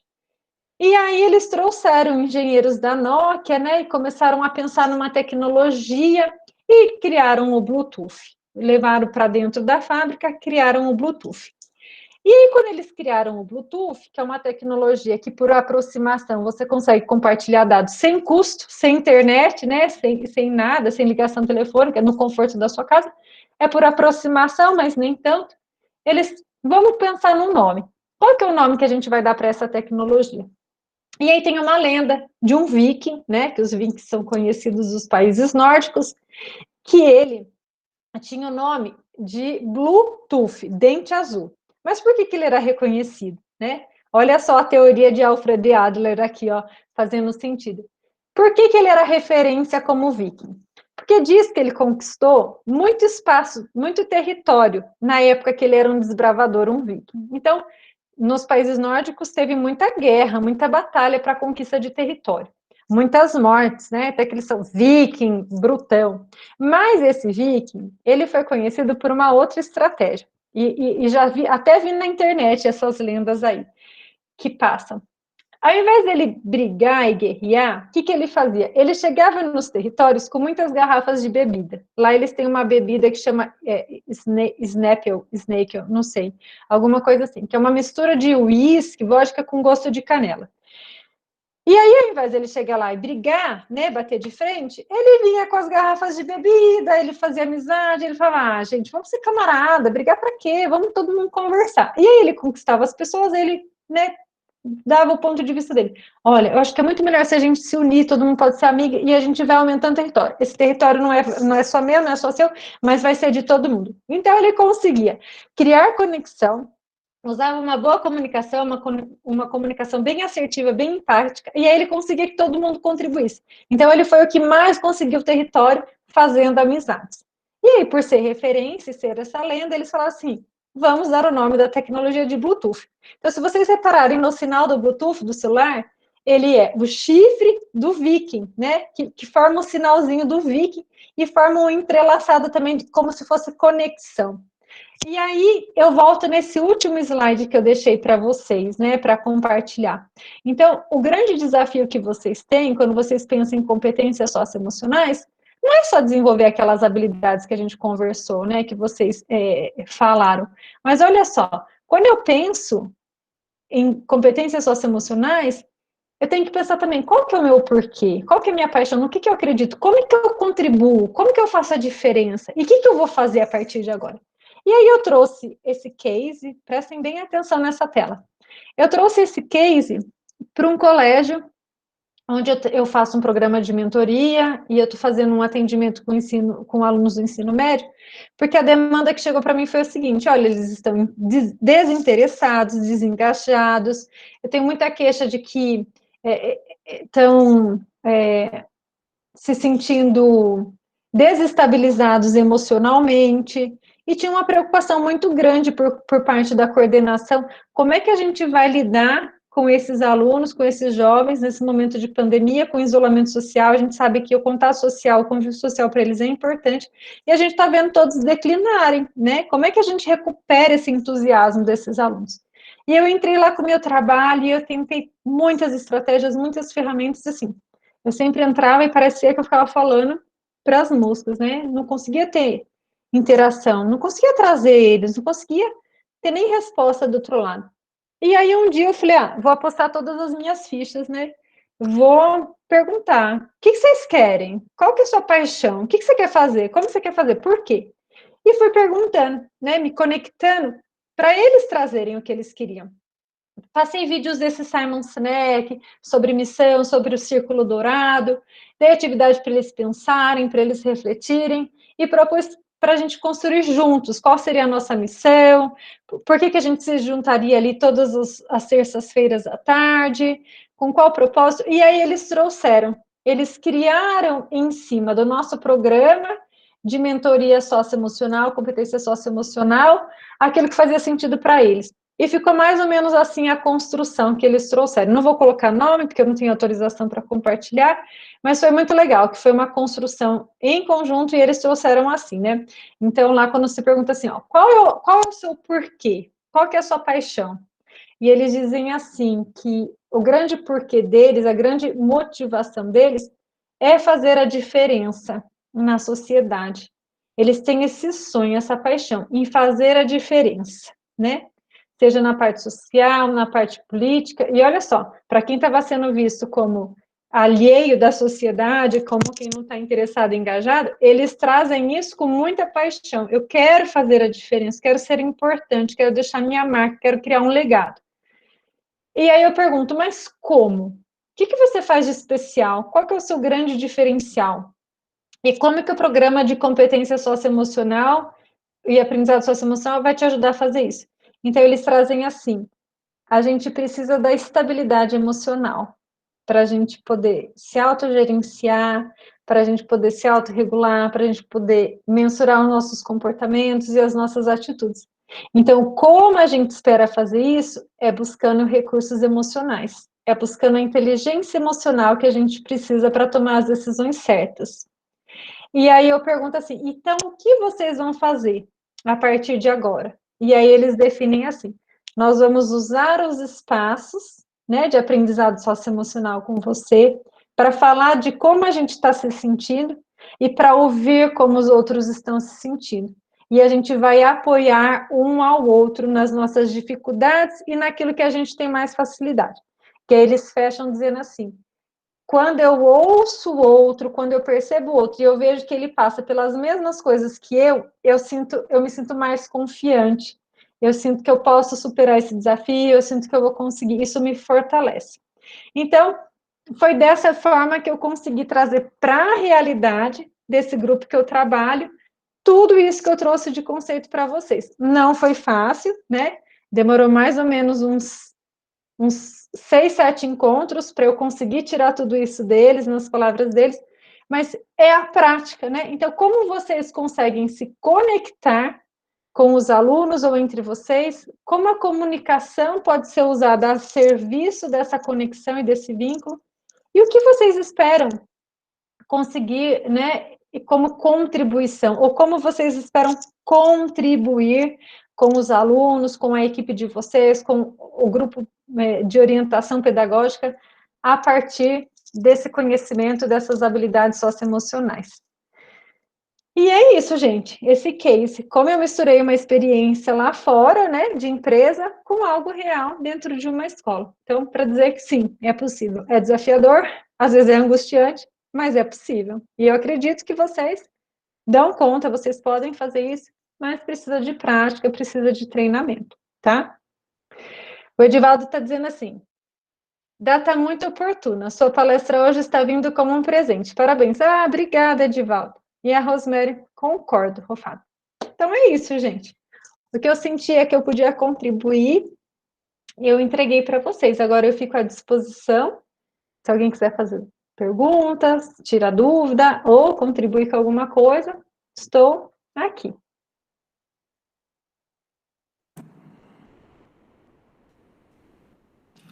Bom, oi, Aline. Eu quero agradecer a palestra e a abordagem assim, de uma maneira muito fácil para que a gente conseguisse compreender e acompanhar o que você estava colocando para nós. De fato, competência socioemocional, ela é nova, pelo menos para mim, e acredito que para muitos colegas, e aí isso nos assusta um pouco, porque ela vem sendo falada agora, principalmente em especial esse ano.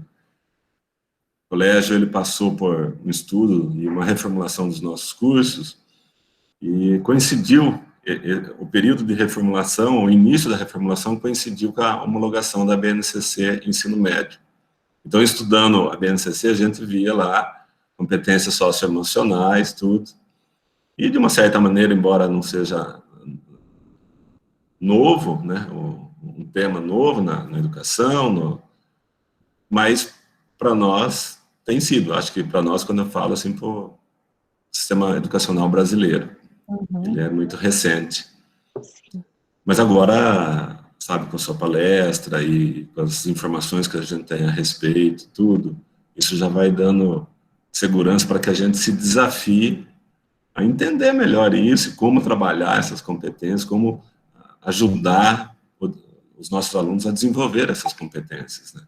Acho que está mais claro do que, cada vez mais claro para nós, a importância de que as pessoas, os cidadãos, eles tenham segurança, eles tenham uma autoconfiança, eles tenham visão de todo o contexto em que eles vivem, que eles estão interagindo ali, e que saiba enxergar a posição do outro também, né? Então, isso são competências, são habilidades que cada vez mais exigidas aí, né?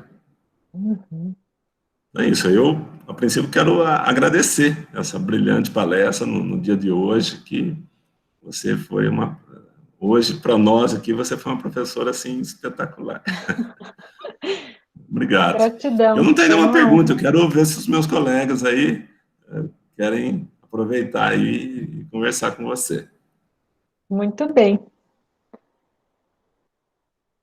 A Marilene está dizendo aqui no chat, né? Mundos diferentes, investimento no professor e nos alunos. Sim, mas eles começaram essa mudança. Como eu disse, na década de 80 era muito equiparado o que era Brasil do que eram esses países nórdicos. Ninguém nunca tinha ouvido falar deles, né? E aí o que eu vejo que faz muita diferença é o senso de contribuição do cidadão. Então, lá se tem um problema na rua de esgoto, de energia, eles não esperam o governo resolver. Eles falam, o que eu tenho que fazer para resolver isso daí? Né? Eles se juntam. Agora, aqui no Brasil, a gente está acomodado. Então, a gente fala, quem é que vai resolver o meu problema? E é isso que a gente tem que mudar. É essa revolução que a gente precisa fazer, né? Rose, você pediu a palavra? Eu pedi. Oi, Aline, boa noite. Oi, Rose. Boa noite a todos. Fiquei muito tocada com a sua palestra, exatamente por trazer à tona uma preocupação com o nosso emocional também. A sua palestra desperta em nós a autoconsciência, né, dessa temática. E o Daniel Goleman eu conhecia por meio de um livro sobre a arte de educar os filhos, né? Então, isso já foi muito interessante para mim na década de 90 que eu li. E agora ele vem, né, você trouxe aqui o autor para nos dar essa referência dessa abordagem também para o ensino e para a empresa. E, especificamente agora, nós somos chamados à responsabilidade de tratar dessa temática num novo contexto de organização curricular do colégio que se inicia no ano que vem. Isso nos dá um desconforto, né, uma insegurança, e exatamente como alguns se manifestaram aqui, e no caso eu, né, já me disponho a dizer, eu vou conseguir, mesmo sem saber como, mesmo sabendo que eu preciso de apoio, né? E encontro aqui a felicidade de ter colegas, né, dispostos também a descobrir como fazer. É muito legal que a gestão trouxe esse ciclo de palestras, né, para nos fazer pensar, para nos fazer refletir e entender, mais uma palestrante falando da importância do trabalho colaborativo, do trabalho coletivo, né, desse senso de responsabilidade que só vai trazer um resultado efetivo com a participação dos envolvidos, né? Se a gente não exercitar isso, como é que vai ser para a gente fazer com os alunos, né? A gente também não... A gente precisa experimentar também. É muito rico isso que você colocou. E essa ideia, eu estava anotando aqui, né, dos profissionais de alta performance, eu não tinha ouvido essa terminologia, porque eu não sou muito dessa área de gestão de qualidade, mas fez todo sentido. Porque se nós estamos no colégio técnico, o nosso resultado final está aí, é esse o termo. Né? Sim. Então, eu estou mais falando do que perguntando, né, Aline? Eu tinha que fazer uma pergunta, acho. Não, e está ótima a sua reflexão. Eu acho que vem para reforçar o entendimento de vocês. E quando a gente ouve uma outra pessoa, a percepção, aquilo lá ressoa na gente e a gente aprende cada vez mais. Fique à vontade.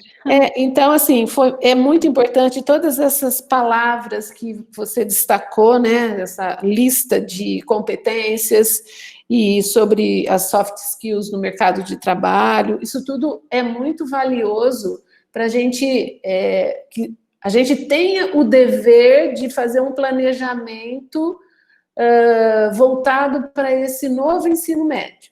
Então, por onde começar, né, acho que essas reflexões são muito valiosas.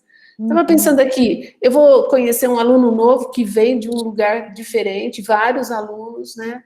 Eu não vou perguntar para ele qual a vulnerabilidade dele, que eu acho que isso vai colocá-lo, né, numa exposição, mas qual seria a sua coragem, qual o seu ponto de destaque? Eu acho que eu posso trazer um saber, né? Fala para nós o que é que você tem de destaque para contribuir aqui.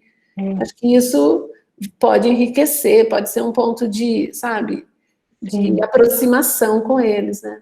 Qual a sua intenção nessa sala de aula? Qual a sua intenção nessa matéria? O que você pretende ter desenvolvido ao final do ano? Como eu te ajudo? Como eu te dou suporte? Como você oferece suporte?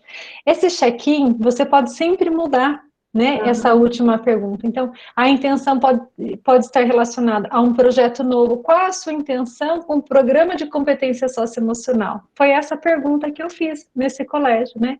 Qual a sua intenção para a conclusão desse semestre? O que você espera ter desenvolvido de conhecimento nessa matéria X? E também a questão do reconhecimento e da apreciação. Olha, você que é um aluno novo, quando você chega aqui, o que você reconhece de mais positivo nesse ambiente?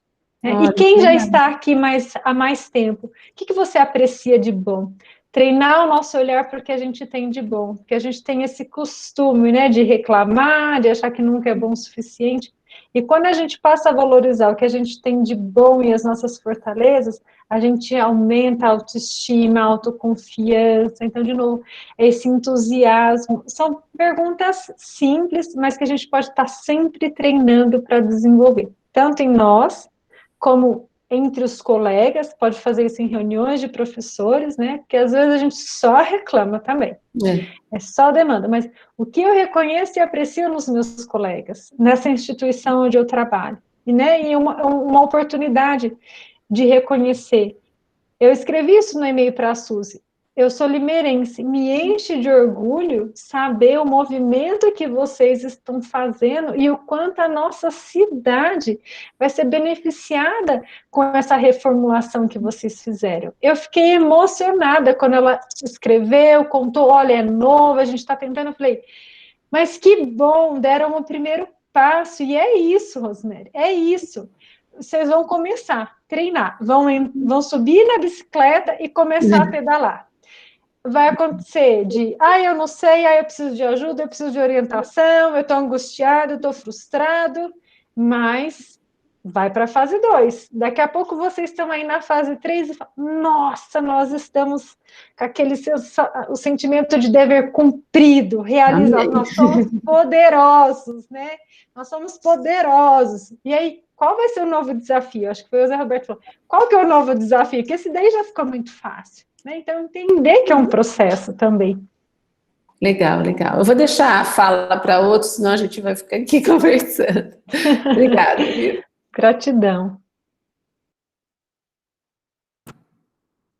Alguém mais quer pensar?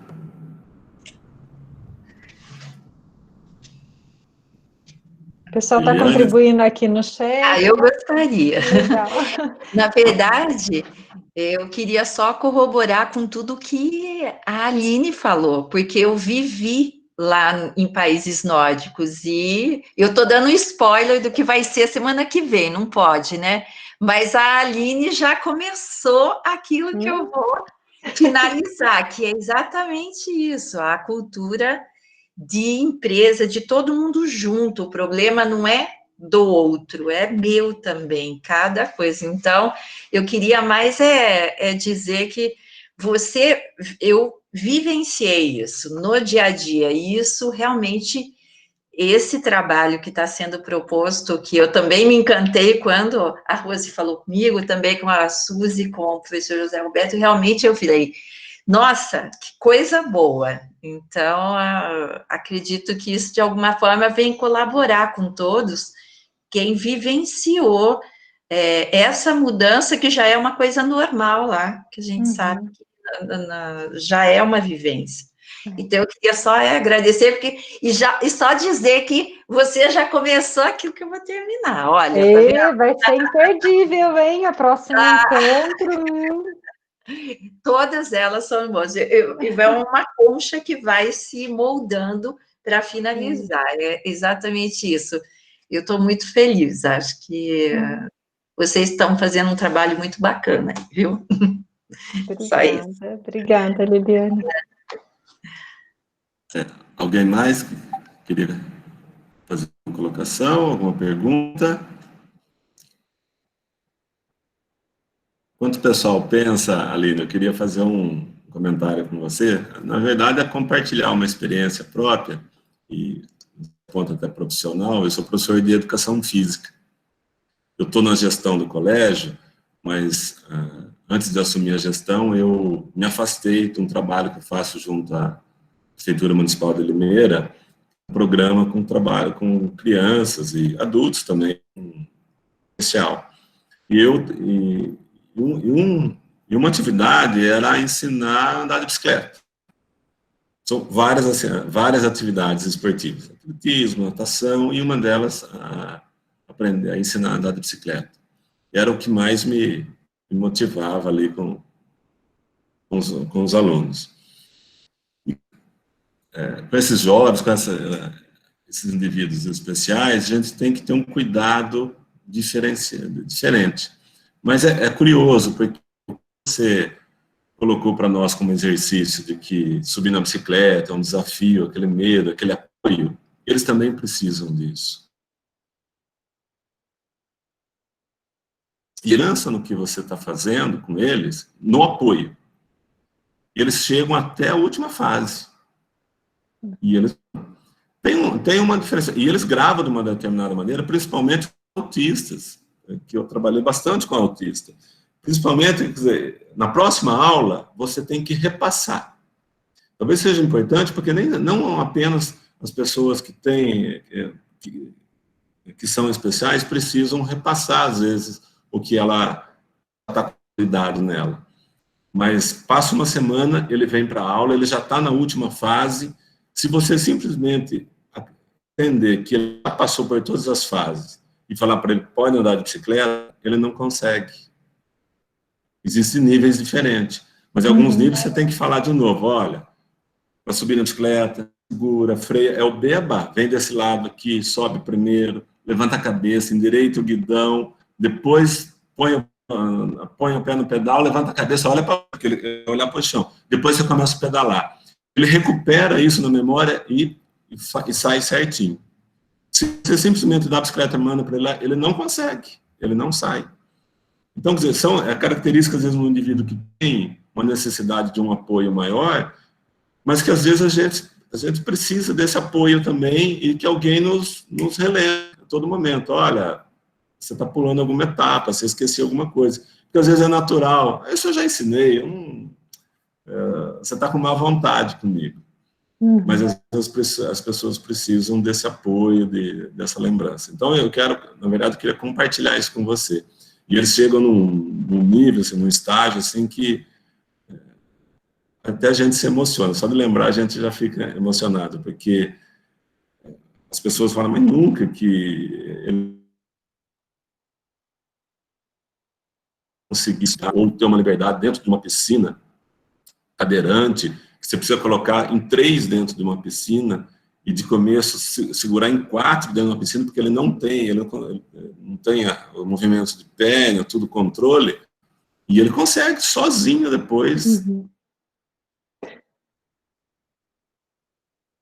Isso, não sei se na minha visão tem a ver, mas acreditar na pessoa que é capaz, que é possível, que ela tem condição de se desenvolver, é o primeiro passo para que a gente consiga ser um professor, como hoje a gente está aqui celebrando nossa data. Porque senão, se a gente não acreditar no outro, que ele é capaz, a gente não vai conseguir ajudá-lo a crescer, a se desenvolver.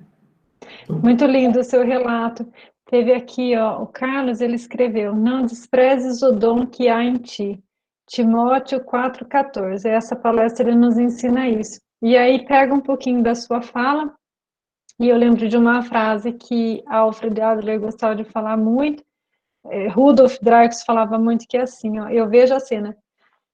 Toda criança precisa de encorajamento, assim como uma plantinha precisa de água. E aí nós somos os jardineiros. Eu sempre falo isso nos grupos de professores, né? Nós somos jardineiros. Como é que a gente está regando as nossas plantinhas, né? Como é que a gente está nutrindo essa plantinha?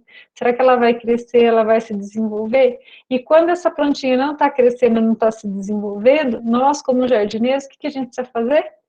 Melhorar a terra, mudar o ambiente, trazer mais claridade, menos claridade, pôr uma vitamina. Então, o encorajamento que eu digo justamente é isso. O que essa criança precisa? O que esse jovem precisa de mim? Como é que eu ofereço esse apoio, né? Eu gosto de falar a palavra encorajamento, porque quando eu encorajo, ela que está desenvolvendo o potencial dela. Então, é mais do que um apoio. Eu estou dando aquele encorajamento, eu estou dizendo, eu acredito em você. Vai lá que você consegue. E aí essa plantinha se desenvolve. Então, é esse trabalho que você faz. E a gente pode aplicar isso em casa com os nossos filhos, a gente pode aplicar isso nos nossos relacionamentos, né? Porque às vezes a gente olha com aquela pessoa que a gente está casado, a gente começa a ver o defeito. Ai, meu Deus, essa pessoa só me irrita. E se eu não consigo mudar o meu olhar, se eu não consigo nutrir algo de bom, algo de positivo naquele relacionamento, como é que aquela pessoa vai florescer do meu lado? Como é que eu vou florescer do lado dela? Então, de novo, aquele pensamento que a gente tem, funcionário é tudo igual, não adianta, né? Se eu não nutro positivo, se eu não olho para o que a pessoa tem de melhor, como é que esse ambiente pode ser próspero? Não prospera. Então, realmente, a gente precisa aprender a olhar com um olhar diferente, mas para isso a gente também tem que passar por essa mudança interna. Então, é essa proposta que vocês estão trazendo aqui. Como é que vocês vão descobrir um novo olhar, uma nova perspectiva? Como é que um vai encorajar o outro, um vai apoiar o outro para vocês prosperarem e florescerem nesse novo projeto? É justamente isso. E mais uma aproveitada da minha profissão para compartilhar a questão do automático, né? Então, às vezes, a gente se satisfaz com o nível que nós atingimos. Então, ó, tá bom, assim, estou satisfeito, acho que não preciso crescer mais nada. Às vezes, a maioria de nós atinge um estágio em que tá bom, quer dizer, atingi o que eu queria e acho que não preciso, não há mais necessidade de desenvolver mais. Mas usando os atletas, os os grandes, aqueles que nos apaixonam, eles não se contentam com a última fase, nunca. Eles voltam para a primeira e voltam. O automático dele é só no momento da competição. Quando você fala que o Zambotti, recordista, medalhista 4 vezes olímpico, ele treinou 4 anos para correr 9, 10 segundos, é glória. Mas ele ficou repetindo isso, ele não entrou no automático. O automático é lá na prova final. O Oscar, o maior atleta de basquete do Brasil, ele treinava diariamente 300 arremessos. A repetição, era a perfeição que ele buscava, ele não estava no automático, o automático era no jogo. E aí ele não se contentava com o ponto que atingiu. Então, grandes cobradores de falta, grandes atletas, ele não se contenta com o estágio que ele alcançou. Ele quer a perfeição, então ele volta, ele revê o passo, ele busca um detalhe a mais que vai fazer a diferença, que vai se desenvolver. É por isso que a gente sempre pode mais. Quando a gente chega no automático e fala, tá bom. Então, eu vou trazer essa reflexão, José Roberto, para vocês, professores, e puxar a responsabilidade. Acho que eu vou pôr um pouco de pimenta nessa conversa, e eu acredito que a gente não vai nem conseguir estender muito, mas eu olho muito para isso que você disse, e eu faço a seguinte pergunta para vocês. Os grandes atletas de alta performance e bons resultados, eles não veem uma meta, eles não têm a prova final, eles entendem que é o caminho, né? Então, eles estão sempre se desenvolvendo. Um maratonista, ele não treina para aquela maratona, ele treina para cada dia ele se melhorar. E aí eu faço essa comparação, esse comparativo com a sala de aula. O que é a prova na vida dos nossos alunos? Como deveria ser encarado um teste, uma avaliação, uma nota final, né? E como que a gente trabalha isso nos nossos alunos, para que eles não fiquem no automático, que a gente conhece muito bem a realidade do brasileiro, estuda para a prova, aí eu tiro um 10, mas o quanto eu me desenvolvi naquela matéria, o quanto aquilo me aperfeiçoou, me levou para um crescimento, um desenvolvimento, né? Então, eu vejo que existe também uma grande necessidade de como a gente enxerga a avaliação final, e a prova final e a nota final. Conseguir passar para os nossos alunos que aquele resultado não define o aluno, mas o que define vai ser a jornada, todo o tempo que ele vai estar lá aprendendo, se desenvolvendo. A prova é só uma forma de dizer, assim como o maratonista, o atleta, a forma é só uma maneira do professor dizer, poxa vida, eu enquanto técnico, enquanto seu treinador, estou percebendo nessa prova que você precisa se desenvolver mais nessas habilidades e na outra, né? E aí a gente constrói colaboração. Então, eu vejo o nosso sistema também de avaliar o aluno como precisando de mudanças urgentes. E não estou dizendo que eu tenho a solução, que eu sei o que é certo e o que é errado, mas que a gente precisa de uma mudança de postura, né, em relação à maneira de olhar para o aluno apenas como uma nota ou apenas numa avaliação final. Isso mesmo, e você me provoca de novo, porque você trouxe a maratona. Eu, felizmente, para mim, pelo menos, eu já corri maratona.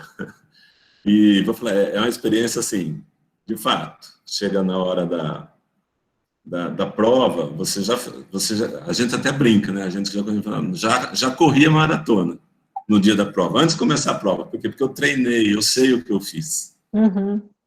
Então eu curto a prova. E todos podem ser desafiados. Numa maratona, você vê cadeirante, você vê pessoas levando cadeirante, você vê pessoas amputadas, e faz a prova toda. Você vê, sabe, pessoas que você, puxa vida, mas vai correr uma maratona? Corre. E você acompanha a pessoa do lado dele. Você vai do lado. Então, é possível. Ninguém pode ser taxado já como incapaz, que não será possível. Ali não adianta investir que não vai dar resultado. Não. Todos merecem uma oportunidade, todos merecem o respeito e a condição para se desenvolver. E, olha, tudo isso que você fala, e aí você traz esses exemplos que acaba me provocando, né? Então, e a gente acaba revivendo aqui a memória. É fantástico. Eu, pelo jeito, os professores, não sei se alguém quer fazer uso da palavra, e senão a gente encaminha aí para o encerramento. Eu acho que vocês têm muito trabalho pela frente. Bom, hoje, de fato, é um dia especial para todos nós, e a direção do colégio é muito feliz e muito grata pelo corpo docente que possui. Para falar dos nossos professores, os desafios aqui são enormes, em especial para esse ano. Esse ano todos se superaram, assim, e olha, o que nós estamos vivendo agora para um novo ensino a partir do ano que vem, nós fomos pegos de surpresa, tivemos uma experiência de que o que nós vamos fazer agora no início de março, e aí tivemos que nos reinventar, e todos se reinventaram. Então foi, quer dizer, os professores nossos são muito competentes, muito engajados, e eu tenho certeza que estão, assim como eu também estou me sentindo desafiado, e eu tenho certeza que a gente vai dar um bom suco no final aí da coisa. Tenho certeza. Eu agradeço, parabenizo meus professores aí pelo empenho, pela dedicação, pelo comprometimento com a profissão, com o colégio e com o exemplo que nos dá a cada dia aí. Muito obrigado. Suzy, acho que você quer falar um pouquinho. Queria agradecer a Aline, que realmente no contato, no e-mail, a gente conversou bastante, depois por telefone. Foi uma conversa, um aprendizado muito grande, hoje, complementando aí essa questão, né, desmistificando essa questão do cuidado das competências socioemocionais, que é cuidar dos mimimi, né, que o aluno... Não é isso, não é ficar adulando o aluno, sim colocar o aluno para um amadurecimento social, profissional, para o aprendizado. Então, assim, muito obrigada, Aline, de estar hoje com a gente, de estar hoje na nossa escola, de maneira virtual, mas estar na nossa escola, né? Só tenho que agradecer, e a acolhida também que você deu no contato, no primeiro contato, todas as vezes que nós estivemos conversando, viu? Muito obrigada, e foi um aprendizado incrível, viu? Obrigada, Suzy, obrigada pela confiança, pelo convite, como eu te disse. Essa é a minha paixão, esse é o meu propósito, então eu me sinto sempre muito alegre e honrada em poder contribuir. Especialmente, eu gostaria de agradecer a todos que deixaram aqui, né, os agradecimentos no chat, para vocês que participaram, para vocês que escolheram estar aqui. Minha gratidão, me coloco à disposição e faço votos de muito sucesso. Vocês já são vitoriosos, vocês estão aqui, chegaram até aqui. Eu tenho certeza que é só mais um novo desafio para vocês, a implantação desse novo projeto aí de competências socioemocionais. Muito obrigada a todos. Bom, obrigado, Aline, obrigado a todos vocês. Então, a gente vai estar encerrando. Semana que vem a gente tem um encontro aí com a Liliane, e aí, agora é só trabalhar. Gerir tudo isso daí. Obrigadão, até breve. Tchau, gente. Boa noite. Boa noite. Até mais. Tchau, tchau. Tchau, boa noite. Tchau, Boa noite. Tchau, tchau. Tchau, boa noite. Boa noite. Tchau, boa noite para todos. Tchau, tchau.